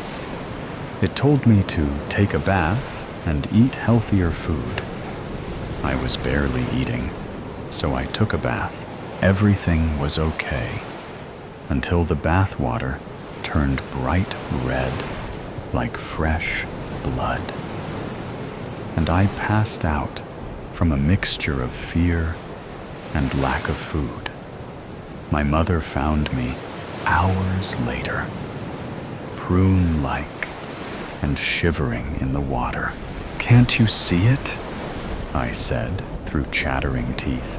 She looked over my body as if checking for injury. "See what?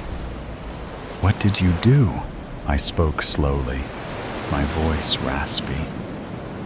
"The bath is filled with blood." My mother flinched, as though I had slapped her, then pulled the plug out and let the bath drain. Then she wrapped me in 3 towels and bundled me downstairs to sit in front of the fire, where I watched my grandmother's face dance behind the flames. One Saturday, at the height of my newfound insanity, as Phil was cooking us dinner in his family home, he called me by her name, Hazel. I got a head rush from the shock, and I closed my eyes for a few seconds while I waited for it to pass. When I opened my eyes again, my grandmother appeared in front of me, where I stood by the stove, smiling at me for the first time since she had appeared posthumously. I started screaming. Weeks of no sleep, being haunted by your dead grandmother, will eventually make you lose your mind. Phil couldn't calm me down and ended up calling my parents to come and get me. No one else could see her standing there smiling, her mouth twisted more to the right than I remembered. Her eyes followed me wherever I went in the room, but she remained in place. "Maybe we need to take her to see a specialist," I heard my mother say to my father as I sobbed in the back seat of the car. "She already has a doctor. There's something not right about her. Not anymore. She needs to see a psychiatrist or something." But the specialist, who prescribed me even more pills, told me repeatedly that at 17, I wasn't seeing my dead grandmother. "You just have clinical exhaustion. You'll be fine." That night, I took the new pills I had been given to put me to sleep. only to be woken up by the feeling of hands around my neck, crushing my windpipe. I opened my eyes to see my grandmother standing over me as I lay in bed, unable to move. "What a shame," my grandmother hissed, her voice deep and not at all the sweet, sing-song voice she had in life. I needed her to stop haunting me. Tears streamed down my cheeks as I fought to get the words out. "I would do anything to trade places with you. Anything." Her mouth pulled up slowly on the right side. "Anything." I was gasping in the dark. No, not gasping. Choking. Choking on something in my throat. A snake crawled into my mouth and was snaking its way to my stomach. I could feel my lips around its slimy body. "She's awake," I heard my mother say. Couldn't she see I was being suffocated? I peeled back my dry eyelids as the snake started to move, feeling a lot like this was the end. Especially when I was met with blinding light, blinking until the room came into focus.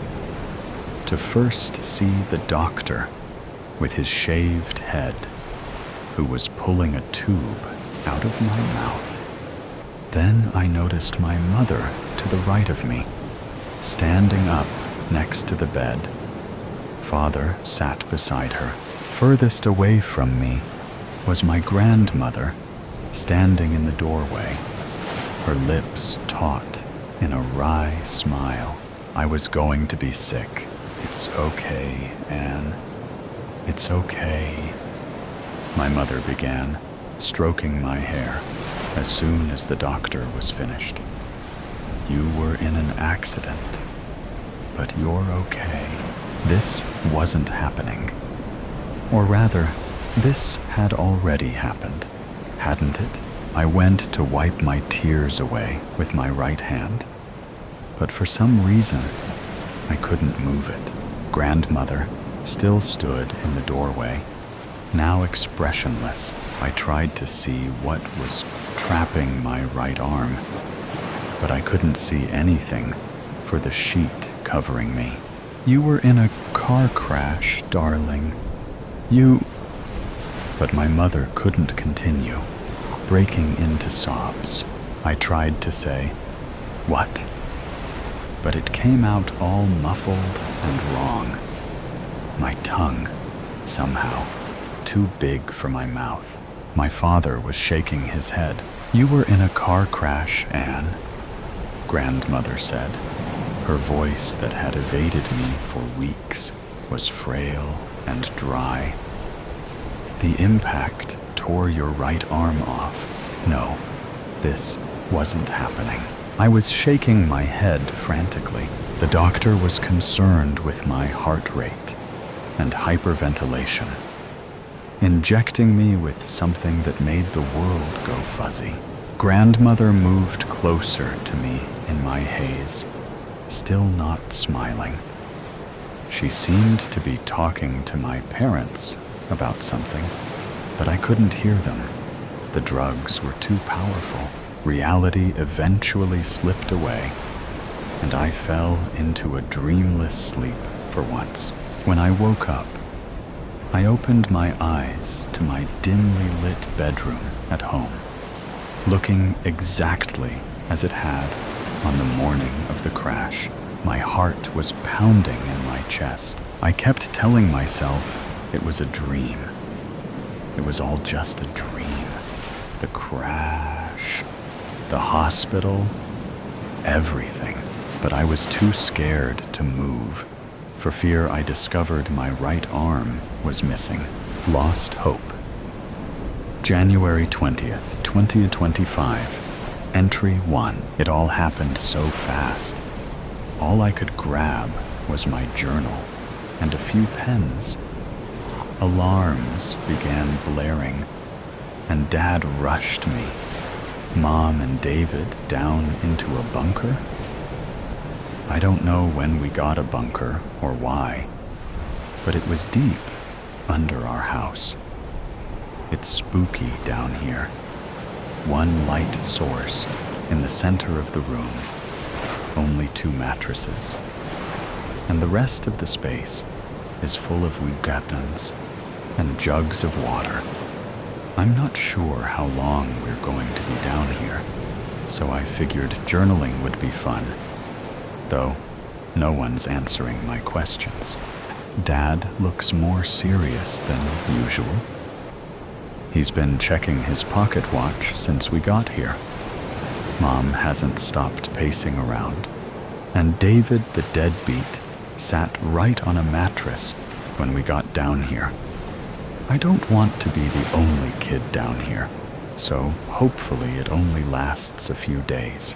January 23rd, 2025. Entry 2. The alarms and sirens from above finally stopped today. They made it hard to sleep, but it wasn't like it was easy to sleep in the first place. The beds were made for a kid half my size, and me and Mom had to share, so it was cramped. I still don't know why we are down here, but it's looking like it's going to be a little longer than a few days. It smells down here. The hole we potty in is deep, but the smell still sneaks up and fills the room with stench. And I'm not a fan of the food. I preferred the terrible food we got from the middle school. Then these cans. I wonder what my friends are doing. I miss them. January 28th, 2025. Entry 3. I hear people above. They sound sick and like they need help. Bangs and booms, groaning and wheezing. These sounds echoing through the bunker. But Dad says we can't help them. But if they're outside, why are we trapped in here? Also, David keeps looking at me funny. I don't like it. It ruins our card games. February 1st, 2025. Entry 4. I would have been such a great weather girl. I was always jealous of the ladies on TV. They were so pretty. But I can always guess the weather in the bunker. A high chance of inhaling bodily fumes, followed by boredom for the entire day. Stay safe, folks. It looks like this has no mention of ending anytime soon. No time soon. February 3rd, 2025. Entry 5. I got curious. This bunker didn't just appear. Dad must have built it. And that means he knew something. Knew this was coming. Why didn't he warn us? He has a small leather journal. Keeps it tucked inside his blazer pocket. I know I shouldn't, but I need to see what's inside. February 7th, 2025. Entry 6. I started bleeding. I didn't know what to do. I just kept crying and crying. My mom was trying to comfort and explain what was happening, but I thought I was dying. It didn't help that David kept looking at the stain on my pants. I was so embarrassed. I hate him. I hate having to be around him, and he won't stop looking at me. I wish I could just vanish. February 8th, 2025. Entry 7. I stayed up while everyone was sleeping. Dad doesn't sleep with his blazer on, so I was able to grab the journal and look through it. None of it made sense, though. There were just symbols scribbled all through the journal. But I've seen him writing in it. Why draw these symbols? What does it mean? I also think David caught me snooping, because when I walked over to his and Dad's bed, he was shifting around. If he tells I don't know what Dad will do. February 10th, 2025, Entry 8. David never said anything about the journal, so I think I'm in the clear. I'm becoming direly bored. David sits on his bed all day. Mom keeps replaying solitaire, and Dad is just checking his watch and journaling. No conversation is killing me. There's nothing new, no fresh air, and I never know if it's nighttime or not. If this is survival, is it even worth it? February 10th, 2025, Entry 9. I climbed to the top of the ladder to see if I could hear anything. I almost fell down because the ladder was old and the bars shifted. That fall could have been really bad. Most of the noises from above had stopped, and so it's just been silence. But when I pressed my ear to the hatch, I could feel vibrations, almost like a buzzing, like a wasp. There's still a world out there, I think. February 12th, 2025, Entry 9. I asked Dad about the buzzing, since now it's loud enough to be slightly heard from in the bunker. He, of course, didn't answer me, but he looked concerned by me asking. I couldn't take it. He had just stared at the hatch and then gave me his pocket watch. February. So much has happened. I lost my pens, so I couldn't write anything. It all feels so frozen. Nothing is moving anymore. Nothing's the same. My mind has run out of thoughts. The noises above are muffled. The only thing I feel is my heart bumping in my chest. Dad stopped checking his watch. He no longer writes anymore. I miss showering. My body is so dirty, even though I scrub so much. No matter how hard I try, the dirt won't come off. I catch my dad looking at the ceiling every day now. He's probably thinking what we both have been thinking this entire time. Is it safe to go up yet? He always looks scared whenever the thought crosses his mind. I can see it, his dread of what's to come. Why won't he tell me?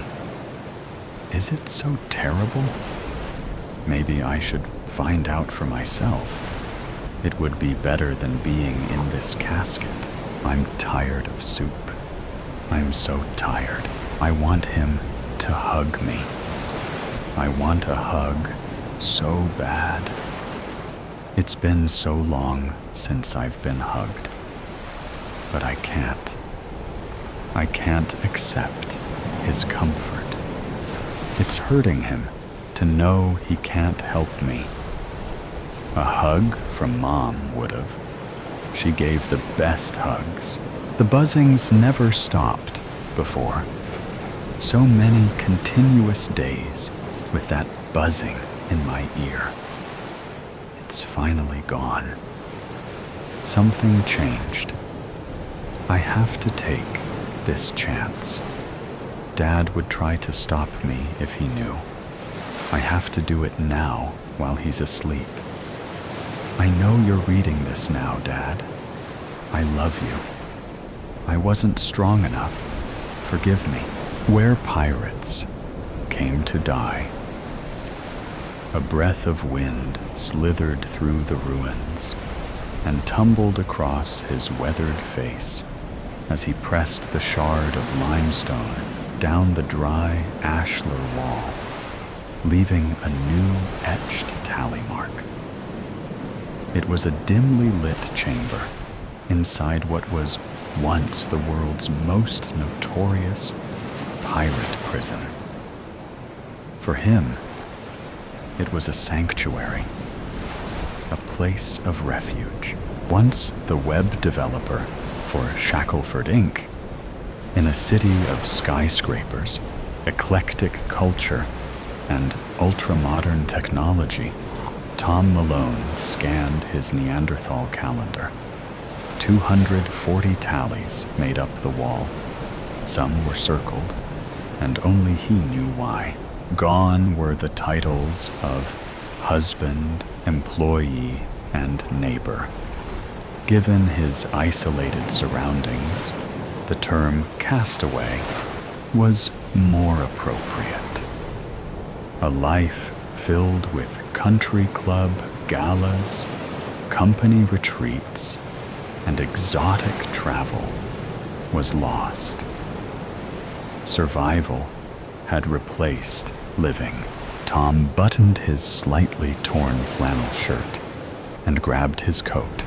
He exited the chamber where the wrought iron door, rusted and bent, hung by a single hinge. He moved down the main corridor and stepped through a hollowed-out gap in the outer wall. The Rook, as it was called, was made up of 3 layers, undoubtedly to make escape near impossible for even the smartest buccaneer. If the legends were true, the Rook had seen the likes of Edward Davis and even Black Anthony zipping his coat. He trudged down the path to the beach. This was his routine every day. 2 laps around the island. The overcast sky produced a gloomy horizon, but that was normal for this time of year, or so he assumed. If the tallies were correct, it should be October.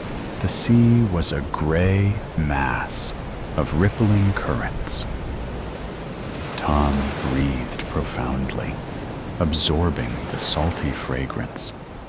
The flow of the ambient tide took him back to simpler times when walking on a beach meant hunting for shark teeth, metal detecting for forgotten coins and jewelry, and collecting seashells that made their way into the guest bathroom. Such days seemed as far out of reach as the horizon. Suddenly, he spotted tracks. They snaked from the north before turning about just outside the Rook's outer wall. He recognized the tread patterns as those of a Jeep Wrangler. Tom followed, occasionally glancing over his shoulder. When he reached the familiar bend on the beach, he heard the blast of a horn and dove behind a line of palm trees. Peering through the trunks, he noticed a docked ferry on the beach. A Jeep was climbing the ramp onto the ferry. Personnel in neon-colored jackets moved about the deck. Another search party, he thought. A mustached man in uniform, wearing the same jacket, examined an area in the sand. He spoke into his radio before moving further inland. Tom's heart leapt into his throat when he caught sight of the woman following behind. She wore a yellow raincoat, and her arms were folded tightly as the sea breezes pushed ashore. Her curls flailed and whipped, no matter what direction she faced. She said something to her uniformed companion and advanced toward the tree line. "No," Tom muttered, before slipping back from the bend. He tried to quicken his pace, but the dry sand absorbed every step. Once back in the chamber, he dropped to the floor and focused on slowing his breathing. The acoustics had almost given him away during the initial search months earlier. His heart drummed, and his temporal pulse thumped. He caught his face in the mirror, fragment by the tally wall. It had belonged to the mirror in the cabin cruiser's bathroom before Tom dismantled the million-dollar yacht upon his arrival. He gazed at the worn face and graying beard. Then there was the scar, where scalding grease once landed. "Tom!" came the woman's voice. He pressed against the chamber wall like a spy dodging a spotlight. "Mrs. Malone, we've searched the ruins before with no luck." He assumed this was the uniformed man. Tom felt his way down the chamber wall and gripped a loose stone. After a few careful tugs, it came out of its place. He reached into the cavity and pulled out the dust-covered Glock. "Tom!" Squeezing the seasoned grip, he inhaled deeply, closed his eyes, and exhaled. His mind traveled to the frost-covered day after his father was buried. Tom opened the gun cabinet and retrieved the pistol his father taught him to shoot with. "This will be yours someday," he would say at the range. Tom choked back the mist that wanted to erupt from his eyes. None of it matters now. Too much has happened. He took another lungful before pursing his lips and blowing out. He eyed the tallied wall and totaled the circled marks. 16. He suspected as much, but now he knew. One bullet remained. "We need to call off the search." He called out, his voice nearer than before. That meant she was too. "No, he's here. I know it," came her distraught and shaking voice. Tom pressed harder to the wall. He hoped the ancient stone could absorb him and conceal any trace of a man desperate to remain in the shadows. "Ma'am, the weather is slowing us down, and the city cannot afford a stranded ferry with personnel on board. Would you stop if it was your... not if it meant putting others in danger." He ran his free hand over the scar. He traced the tight line of skin that ran from beneath his eye to the corner of his mouth. The sting had subsided long ago, but the hurt ran deep. "Please," she pleaded, "just let me look in here." The man radioed the ferry that he was making a final sweep of the old ruins, and that preparations for departure should begin immediately. For a moment, all was still. "Tom!" came the frantic echo. He slid his finger over the cold trigger. "Never again will you scar me, Maria," he whispered. A single shot rang from the remnants of a place where pirates came to die. The Odyssey. As the sea tosses the Odyssey between its mountainous waves like a ping-pong ball, it's all I can do to keep one hand on the rudder. She's in bad shape, and I'm not much better. Ugly, purple-blue bruises stain my arms and sides from the amount of times I've been thrown against the edge of the boat, with wind stinging me with its spiteful embrace, and rain blurring my vision like tears. I can hardly see a foot in front of me. Although it wouldn't be much if I could, the whole ocean from the waves ahead, the Odyssey to the horizon, is frothed up in a frenzy of movement, and everything looks the same. Another wave crashes against the side of the boat, and she tips sideways. My legs slip out from under me. I'm hanging, arms stretched high over my head as I hold on to the rudder. The Odyssey is almost still, stuck in the uncertain midpoint between falling right way up or upside down. I clench my eyes shut and breathe in deeply.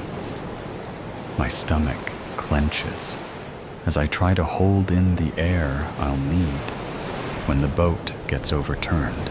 The vicious wind assaulting my ears stops me from hearing the wave that turns us over. My head hits the deck. I lose my grip on the rudder. My senses flood with water. I try to keep a clear head without opening my eyes. Hopefully, the hundreds of storms I've been in before have adequately prepared me for this. It's what I think every time, but I never know until the storm has passed and I'm still alive. Under the surface, the current's still the same. It tosses me from one wave to another. I grope around for a handhold. I must know this deck enough to find one. But within the rage of the storm, I can't place my thoughts steadily enough to get a clear picture of the deck above water. And I plan to spend as little time as possible studying it from below. After what was probably minutes rather than hours, but was, in either case, too long, I managed to grip something. It's a kind of pole, thick, so that I have to use both hands to hold on. My lungs raise a tentative whine, a plea for my mouth to open. Not yet, I tell them. Previous storms have taught me I'll have to wait until the fury is over before I upturn my boat. In the meantime, I'll have to find my way onto the bottom of the vessel to catch a breath and try not to slip off until the storm has passed. I claw my way to the edge. My eyes are stinging from the exposure to salt water and from how tightly I'm clamping them together. There's a flame alight in my lungs, and I fight the urge to open my mouth for just 1 second to put the fire out. I grab the end of the keel and try to push myself up, but it's too wet and slippery to get a firm hold. The waves slap me against the boat. My mouth opens involuntarily to groan in pain, and I clamp it shut. Too early or too late. Water has managed to creep inside my mouth, but air hasn't. Clinging desperately to the edge of the keel, I wrap my legs around the rope that's always coiled on the end of the deck, not daring to open my eyes. I clench my knees together and try to pull the rope up to me. It slips. I only just catch it with my feet. Suppressing a yelp, I force myself to remain calm. Panicking could make me drown. Trying a different tactic, I use my boots to spread the rope out. I have to let go of the keel with one hand so I can hold it. I hesitate, then shake the reluctance out of my head. Indecision could make me drown too. My lungs burn as if they're packed with ice. My left hand slips, and I take the opportunity to grasp the rope. Pulling it upwards, I grab the keel again, this time holding the rope between two fingers. A lull in the waves lets me take a shaky breath. Just enough to keep me going. I try again with my right hand. Letting go of the keel, I grip the rope between two fingers. I fiddle with it until I've got a good grip.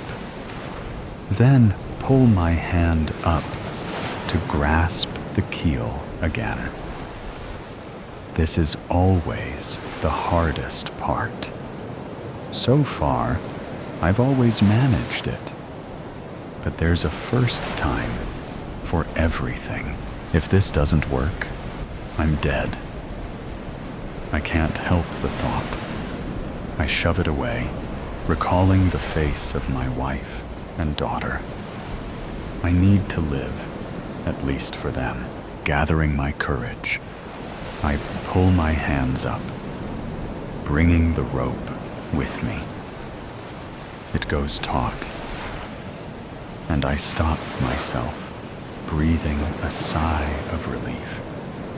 It would only waste breath.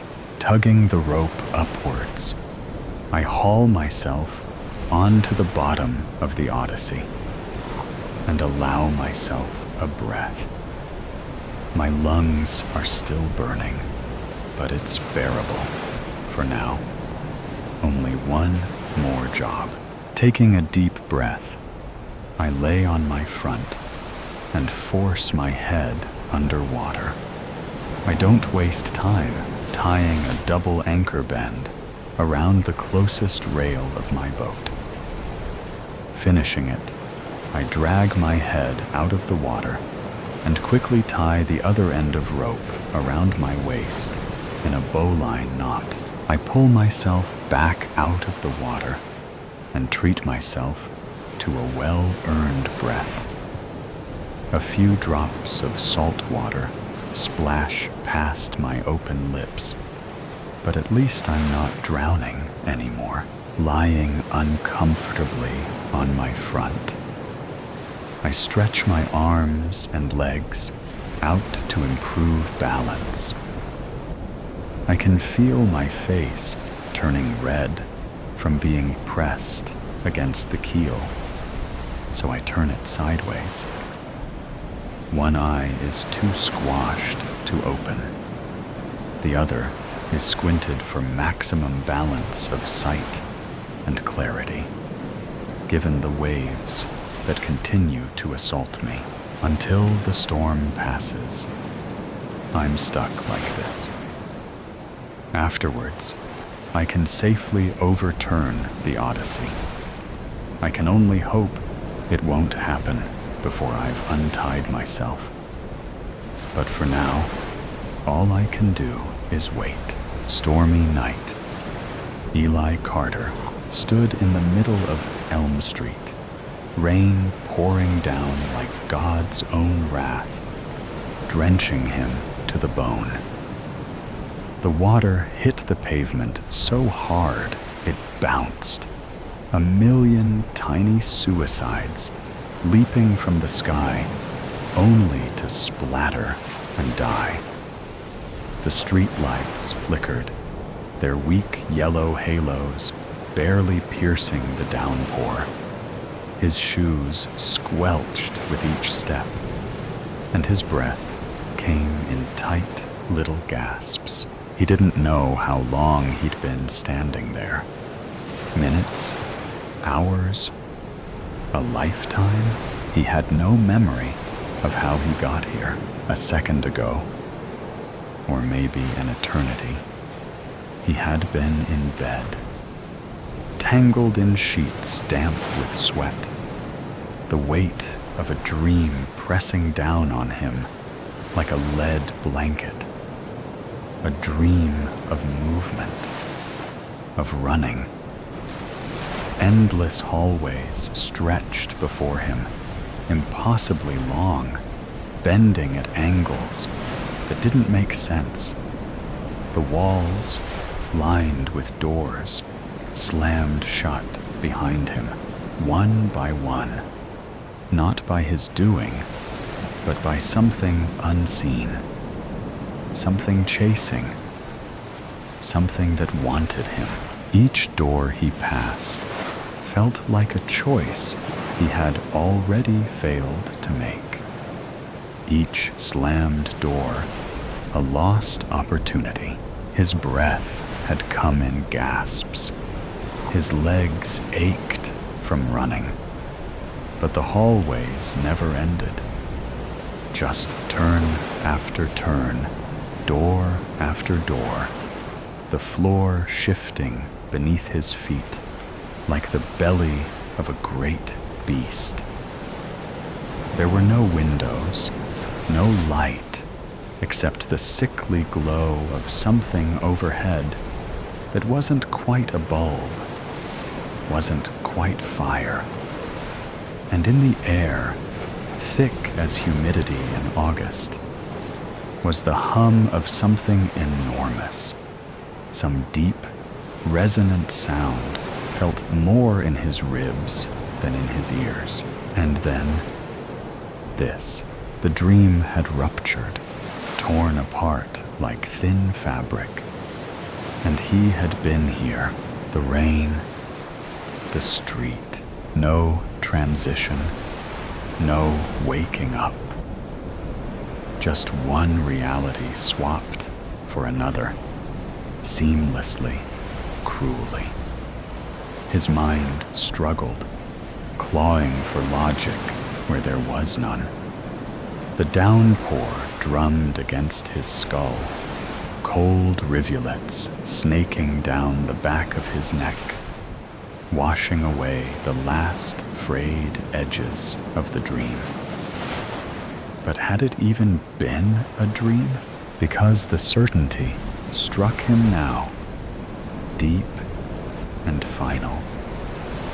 A stone dropped into the well of his gut. Something was very, very wrong. A flicker of movement caught his eye. Across the street, just beyond the yawning black mouth of an alley, stood a man. He was tall and thin, dressed in a suit too old-fashioned to be modern, but too crisp to be antique. His face was long, almost horse-like, but his eyes were holes, not black pits, not deep shadows, holes, like someone had taken an ice cream scoop to his face and dug them clean out. Eli took a step back. The man took a step forward. A chuckle floated through the rain, thin and reedy, like laughter being played backward on an old cassette tape. Eli turned and ran. The city around him twisted as he moved, as if reality itself were coming undone, unraveling thread by thread. The buildings groaned, their bones creaking, their very foundations shifting beneath his frantic steps. They leaned in, warping like softened candle wax, left too too close to a flame, their brick faces drooping, sagging, watching. Windows blinked. Slow, reptilian, sluggishly adjusting their focus. Black pupils contracting and expanding, as if deciding whether to acknowledge him or swallow him whole. The sidewalks rippled beneath him, no longer solid, but something uncertain, something alive. Each step sent out concentric rings through the puddles, distorting his reflection, his face melting, elongating, breaking apart into something unrecognizable. The street lamps flickered, their light stretching and warping, casting shadows where there should be none. Shadows that flickered and darted, mimicking his movements with a half-second delay, as if considering whether they should obey him or something else entirely. But he didn't stop. He couldn't stop.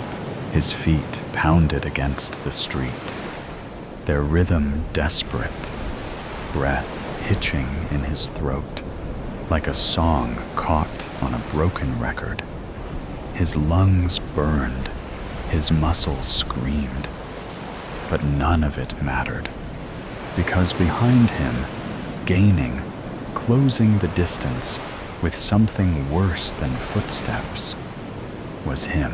No sound, no breathing, just presence, heavy, dense, a gravity that pressed against the nape of Eli's neck, thick as storm clouds rolling in, the air charged with something unspeakable.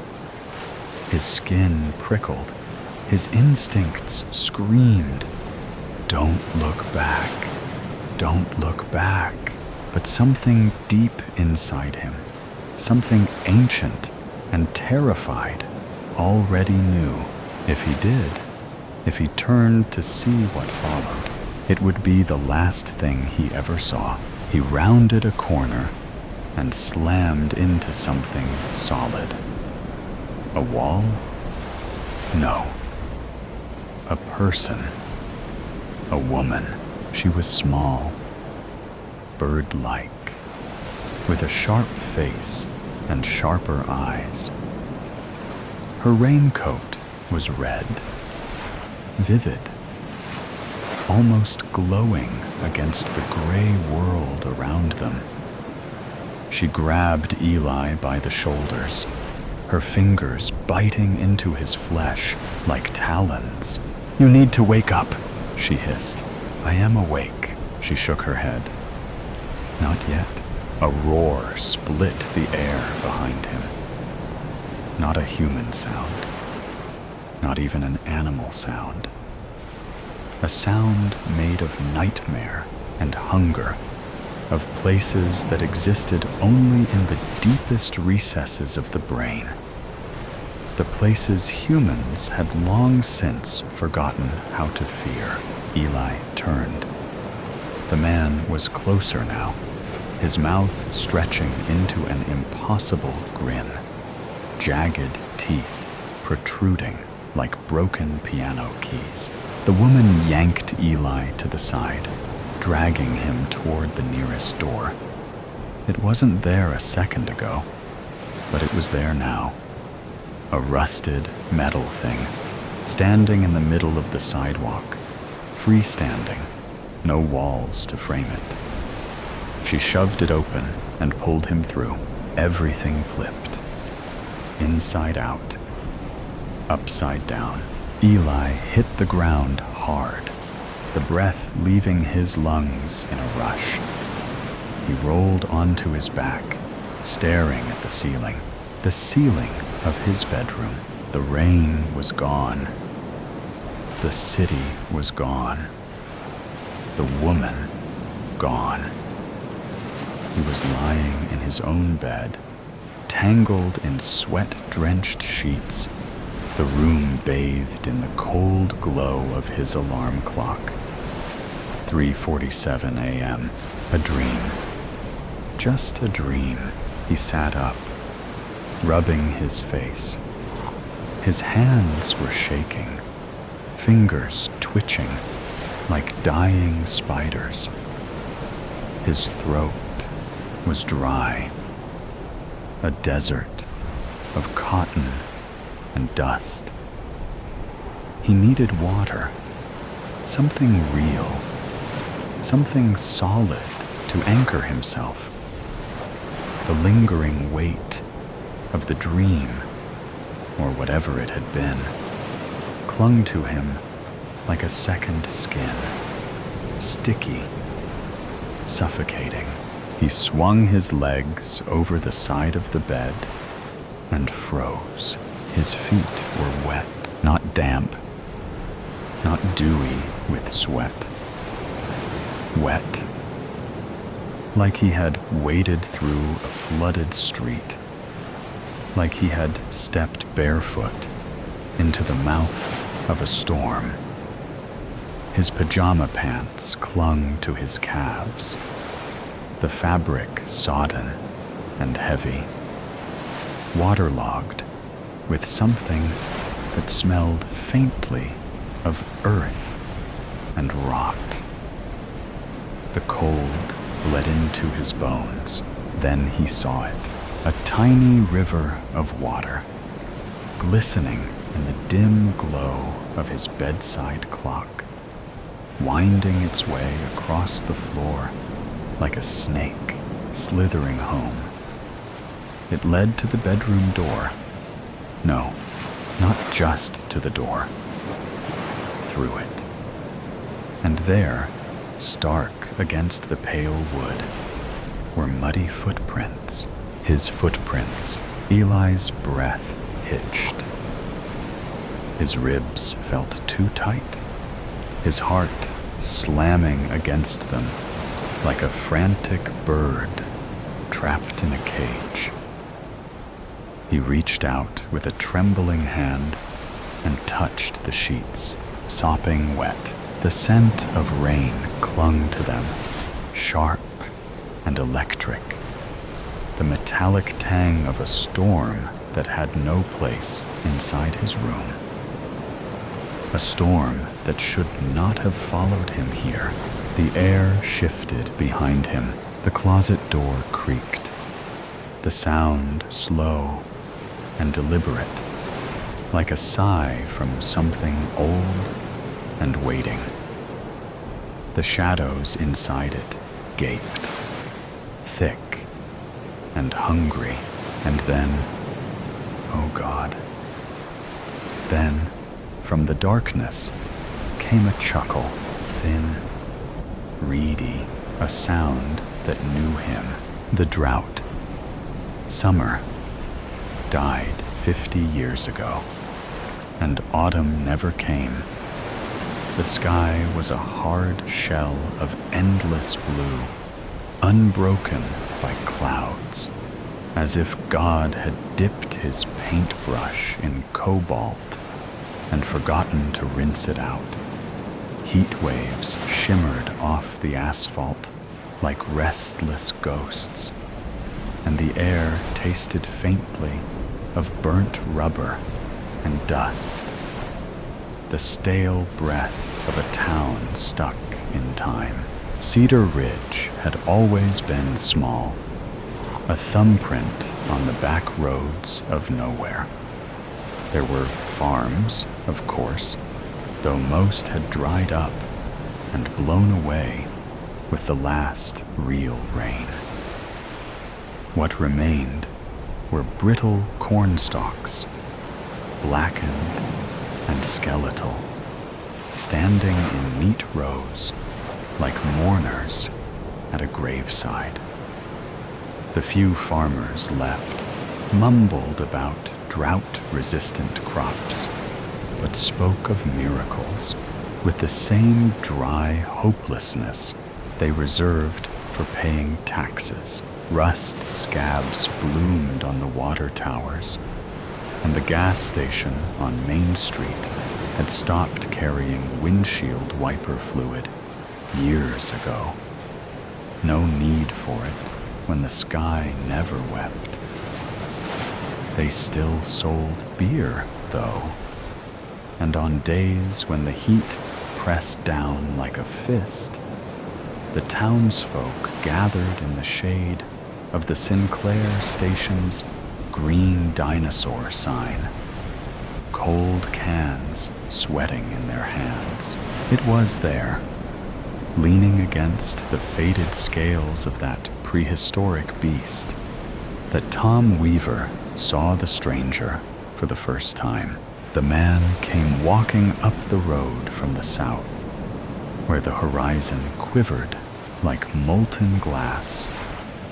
He wore black, a suit crisp as a knife edge, and carried a battered leather suitcase in one hand. A wide-brimmed hat shaded his face, but there was something unsettling about him, even from a distance. He didn't stumble or waver in the heat the way normal men did. His stride was steady, purposeful, as if he carried winter in his pocket. "Ain't seen a salesman in years," muttered Earl Granger, wiping sweat from his forehead with a grease-streaked rag. "What the hell's he sellin'? Coffins?" The men chuckled, low and uneasy. But Tom's beer went sour on his tongue. Something about the stranger's silhouette made his skin crawl. The sharp angles, the way shadows clung to him like cobwebs, even in the brutal sunlight. The man in black reached the edge of the group and tipped his hat politely. His eyes were a pale, icy blue, startling against the deep tan of his weathered face. He looked like someone who'd walked a long way and hadn't found what he was looking for. "Gentlemen," he said, his voice smooth as polished stone. "Mighty warm today, isn't it?" Earl snorted. "Been warm every damn day since Truman was president. What's it to you?" The stranger's smile didn't reach his eyes. "Oh, I'm just passing through. Thought maybe you fine folks could help me with a little business matter." Tom narrowed his eyes. "What kind of business?" The man set his suitcase down with a soft thud. The latches gleamed like silver teeth as he flicked them open. Inside, nestled against dark velvet, were rows of gleaming vials filled with liquid that shimmered like captured moonlight. "I sell weather," the man said simply. There was a beat of stunned silence, followed by a bark of laughter from Earl. "Weather? You gotta be kidding me. What's next? Bottled air?" The stranger didn't flinch. "Rain, snow, a cool breeze on a summer's day. I've got it all. Guaranteed to work or your money back." Tom stepped closer, curiosity prickling beneath his unease. He peered into the case, mesmerized by the swirling colors. One vial shimmered with iridescent blues and silvers, like the reflection of moonlight on water. Another glowed a fierce, fiery red. "How much?" Tom asked before he could stop himself. The stranger's lips curved into that unsettling smile again. For you, sir? A bargain. One memory, freely given. Tom blinked. A memory? Just a little thing, the man assured him. Something you won't miss. In exchange, I'll give you enough rain to fill your fields for a season. Earl spat on the ground. This is bullshit. Come on, Tommy, let's get out of here. But Tom's heart was pounding. He thought of his farm, the cracked earth, the dying crops. Thought of his wife, Ellie, who hadn't smiled in months because she knew what was coming. The bank foreclosure, the auction, the slow death of everything they'd built together. What kind of memory? Tom asked hoarsely. The stranger's eyes gleamed. Oh, just a small one.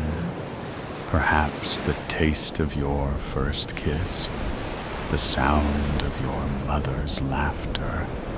Nothing important. Tom hesitated, then nodded. Deal.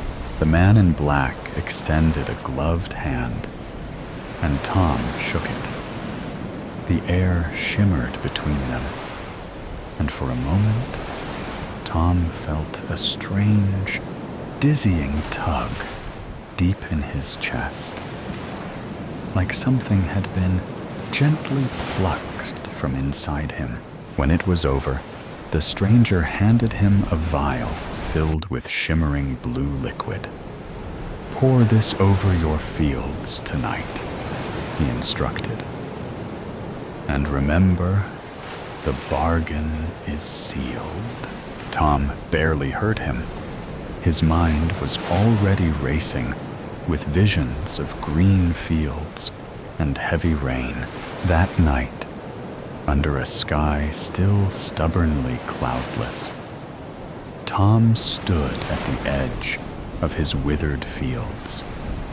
The brittle corn stalks rattled faintly in the dry breeze, a chorus of death. His hands trembled as he uncorked the vial, the shimmering blue liquid catching what little starlight there was. The scent hit him first, clean, sharp, like distant lightning and wet pavement after a storm. It was a smell he hadn't known in years. Taking a deep breath, Tom tilted the vial and let the liquid trickle out. It splattered onto the cracked, dust-hardened earth with a faint hiss, vanishing almost instantly into the thirsty ground. He watched, breath tight in his chest, waiting for something, anything, to happen. At first, there was only sumac, thick and suffocating.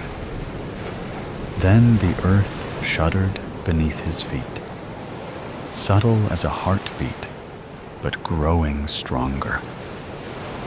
The low, primal growl of thunder rolled across the sky, distant yet powerful, like some ancient beast awakening from a long slumber. The wind shifted, cool and damp, carrying with it the promise of deliverance.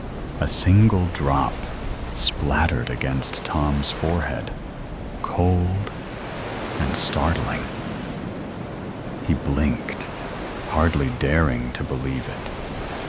Another drop, then another, until the heavens opened with a sudden, furious roar.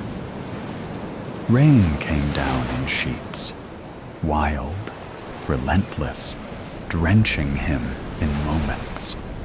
The smell of wet earth rose around him, rich and intoxicating. Dust turned to mud beneath his boots as rivulets of water carved new paths through the parched ground. Tom threw back his head and laughed, a raw, unhinged sound torn from somewhere deep inside him. He spread his arms wide, welcoming the downpour like a sinner at baptism.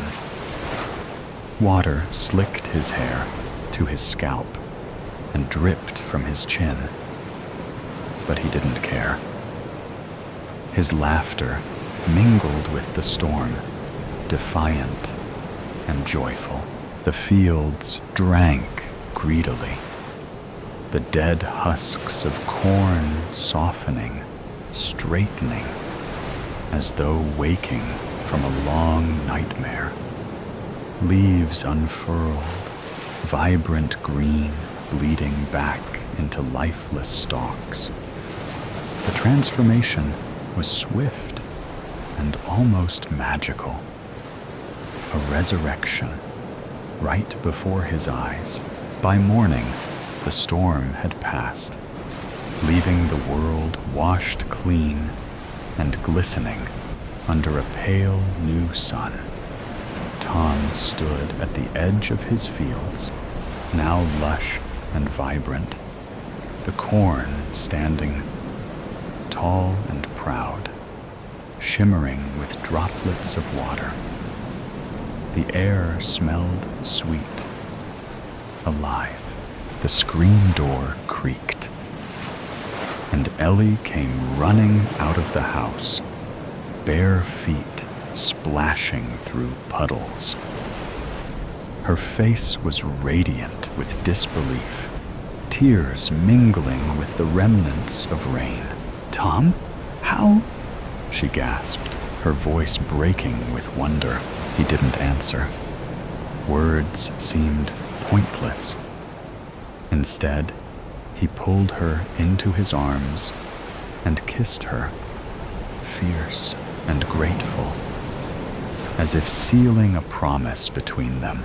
For the first time in years, Cedar Ridge felt alive, and hope, long buried beneath drought and despair, bloomed anew. The stranger returned a week later. Tom saw him standing by the gas station, his black suit immaculate despite the mud that clung to everyone else's boots. He knew, deep down, that this was no coincidence. "What do you want?" Tom demanded, his voice rough. The man's smile was razor sharp. "Just checking in.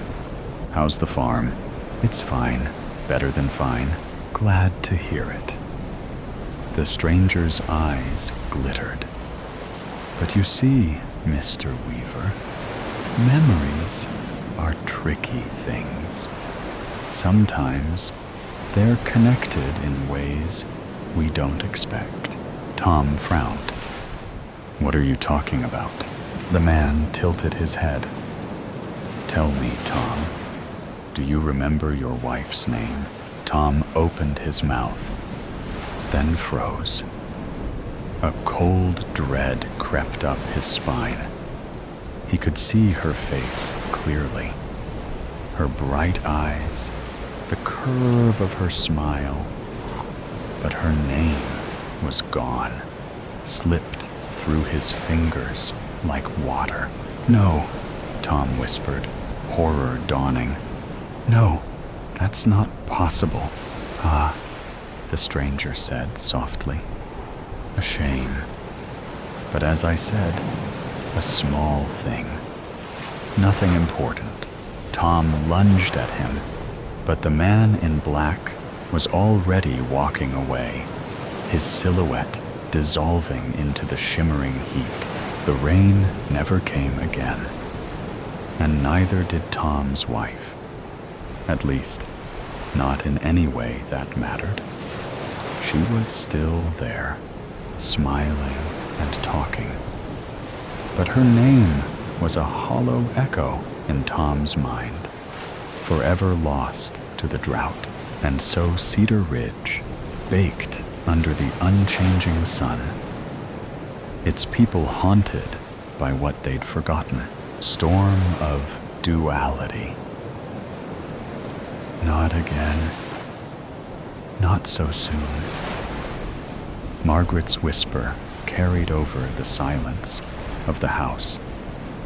With a fierce grip, she bit her remaining fingernail, tearing a piece off and causing the skin to bleed.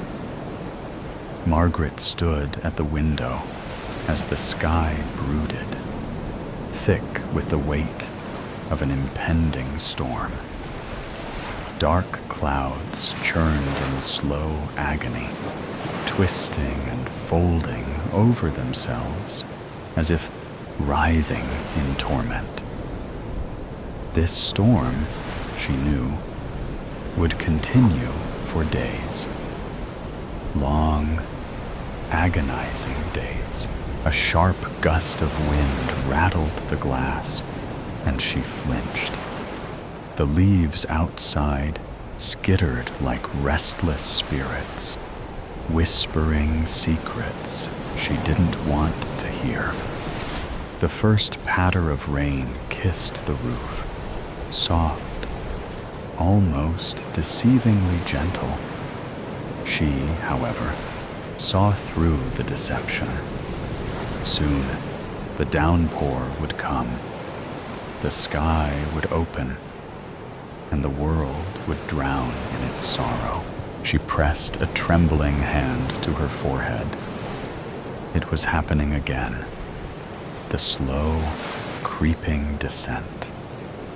The shift within herself that she feared most. Margaret felt strangely linked to the storm. A tether that bound her to its fury, its anguish. As the clouds thickened and the thunder rumbled low in the distance, something inside her twisted. The familiar chasm in her mind yawned open, and she felt herself slipping into it.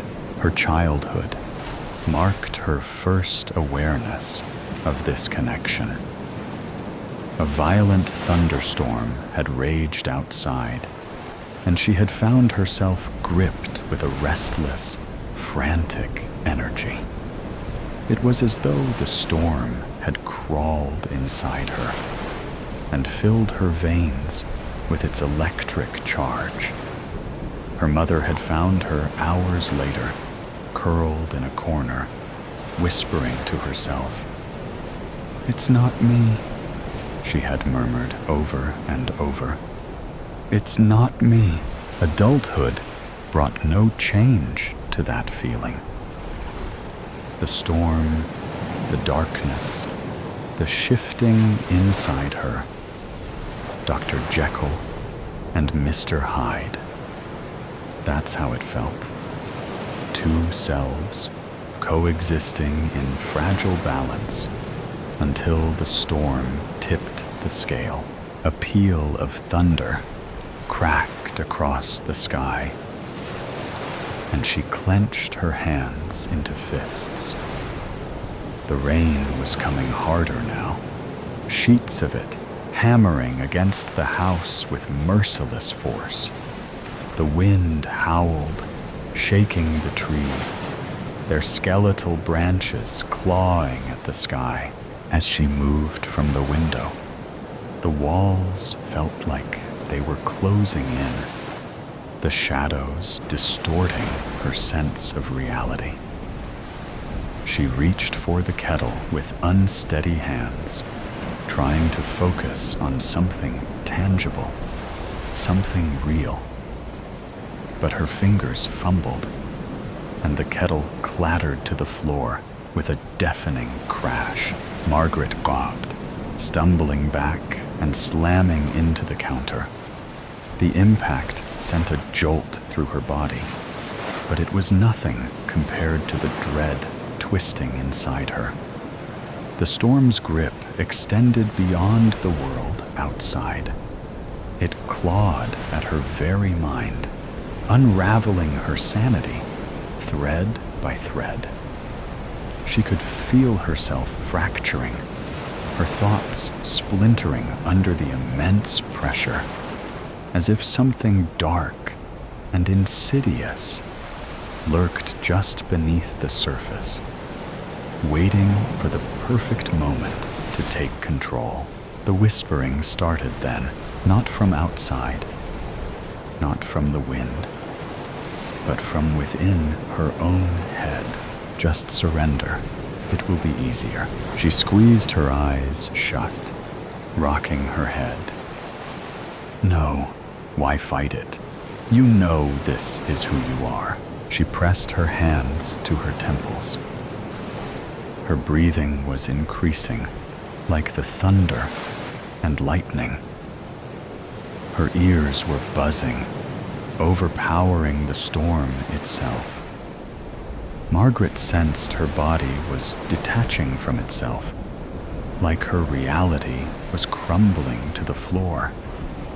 It was the storm inside her, the darkness waiting to consume her. Another crack of thunder split the sky, and a bolt of lightning illuminated the house in a stark, white flash. Margaret reconnected with her body again and felt the surge through her veins, like she poked a fork in a light socket. She glimpsed at herself in the kettle's reflection. Her dilated eyes, the size of marbles, and her pale, almost unrecognizable face stared back at her. Then she realized the storm had taken her. She staggered backward, her hands clutching at the edge of the counter. She needed to hold on, to ground herself. She didn't want to become that person. Darkness prompted unthinkable actions. It whispered to her, feeding her fears, twisting her thoughts until right and wrong blurred together. It promised relief, power, an escape from the suffocating weight of reality. But she knew the cost. She had seen it before, felt it claw at her mind, urging her to surrender. Her fingers gripped the counter tighter, nails biting into the surface. She had to resist. She fought despite the overwhelming urge to give up. Letting go felt incredibly tempting. To release pent-up emotion, to embody the storm's will. She could feel the power coiling in her chest, raw and untamed. Another roar of thunder, another crash of rain. The wind shrieked, rattling the windows as she thought they might shatter. Margaret let out a strangled sob. Please, stop. But storms don't listen. Their anger is unrestrained, and they destroy. Tears burned fiery trails down her cheeks. She staggered forward, pressing her forehead to the cool glass of the window. The rain distorted the world outside, turning everything into an indistinct blur. Just like her mind, she had to hold on. She had to be strong and fight. With a trembling breath, she forced herself to move, to step away from the window. She grabbed the kettle from the floor and set it back on the stove, the simple motion anchoring her. She filled it with water, her fingers still shaking, but moving with purpose. The dizziness was overpowering her, while vibrations pulsate at her temples and brief electrical shakes interrupted her thought process. She would endure the storm, both outside and within. But what awaited on the other side? Would she emerge unscathed? Or would the tempest leave its mark, reshaping her in ways she could never undo? Having put the kettle back on the counter, Margaret closed her eyes and breathed deeply. She made her way to the special place, the soundproof area, with images of forests, waterfalls, and seascape. She made sure it was stocked with water, nuts, and protein bars. This served as her refuge, untouched by inner or outer turmoil. Here, seemingly serene, she escaped chaos. Briefly rediscovering herself, Margaret cast a final glance at the furious storm, its howls clawing at the windows like a desperate specter. As she forced the door shut, the latch clicked into place, a thin barrier between her and the chaos beyond. Yet, just before the silence settled, the storm's final utterance slithered through the cracks, a venomous whisper threading into her mind. "You can never escape me. I'll always be with you." A tremor ran down her spine, but she clenched her fists, grounding herself. The storm could rage, it could scream, but she refused to let it claim her. Not tonight, and for tonight, that was enough.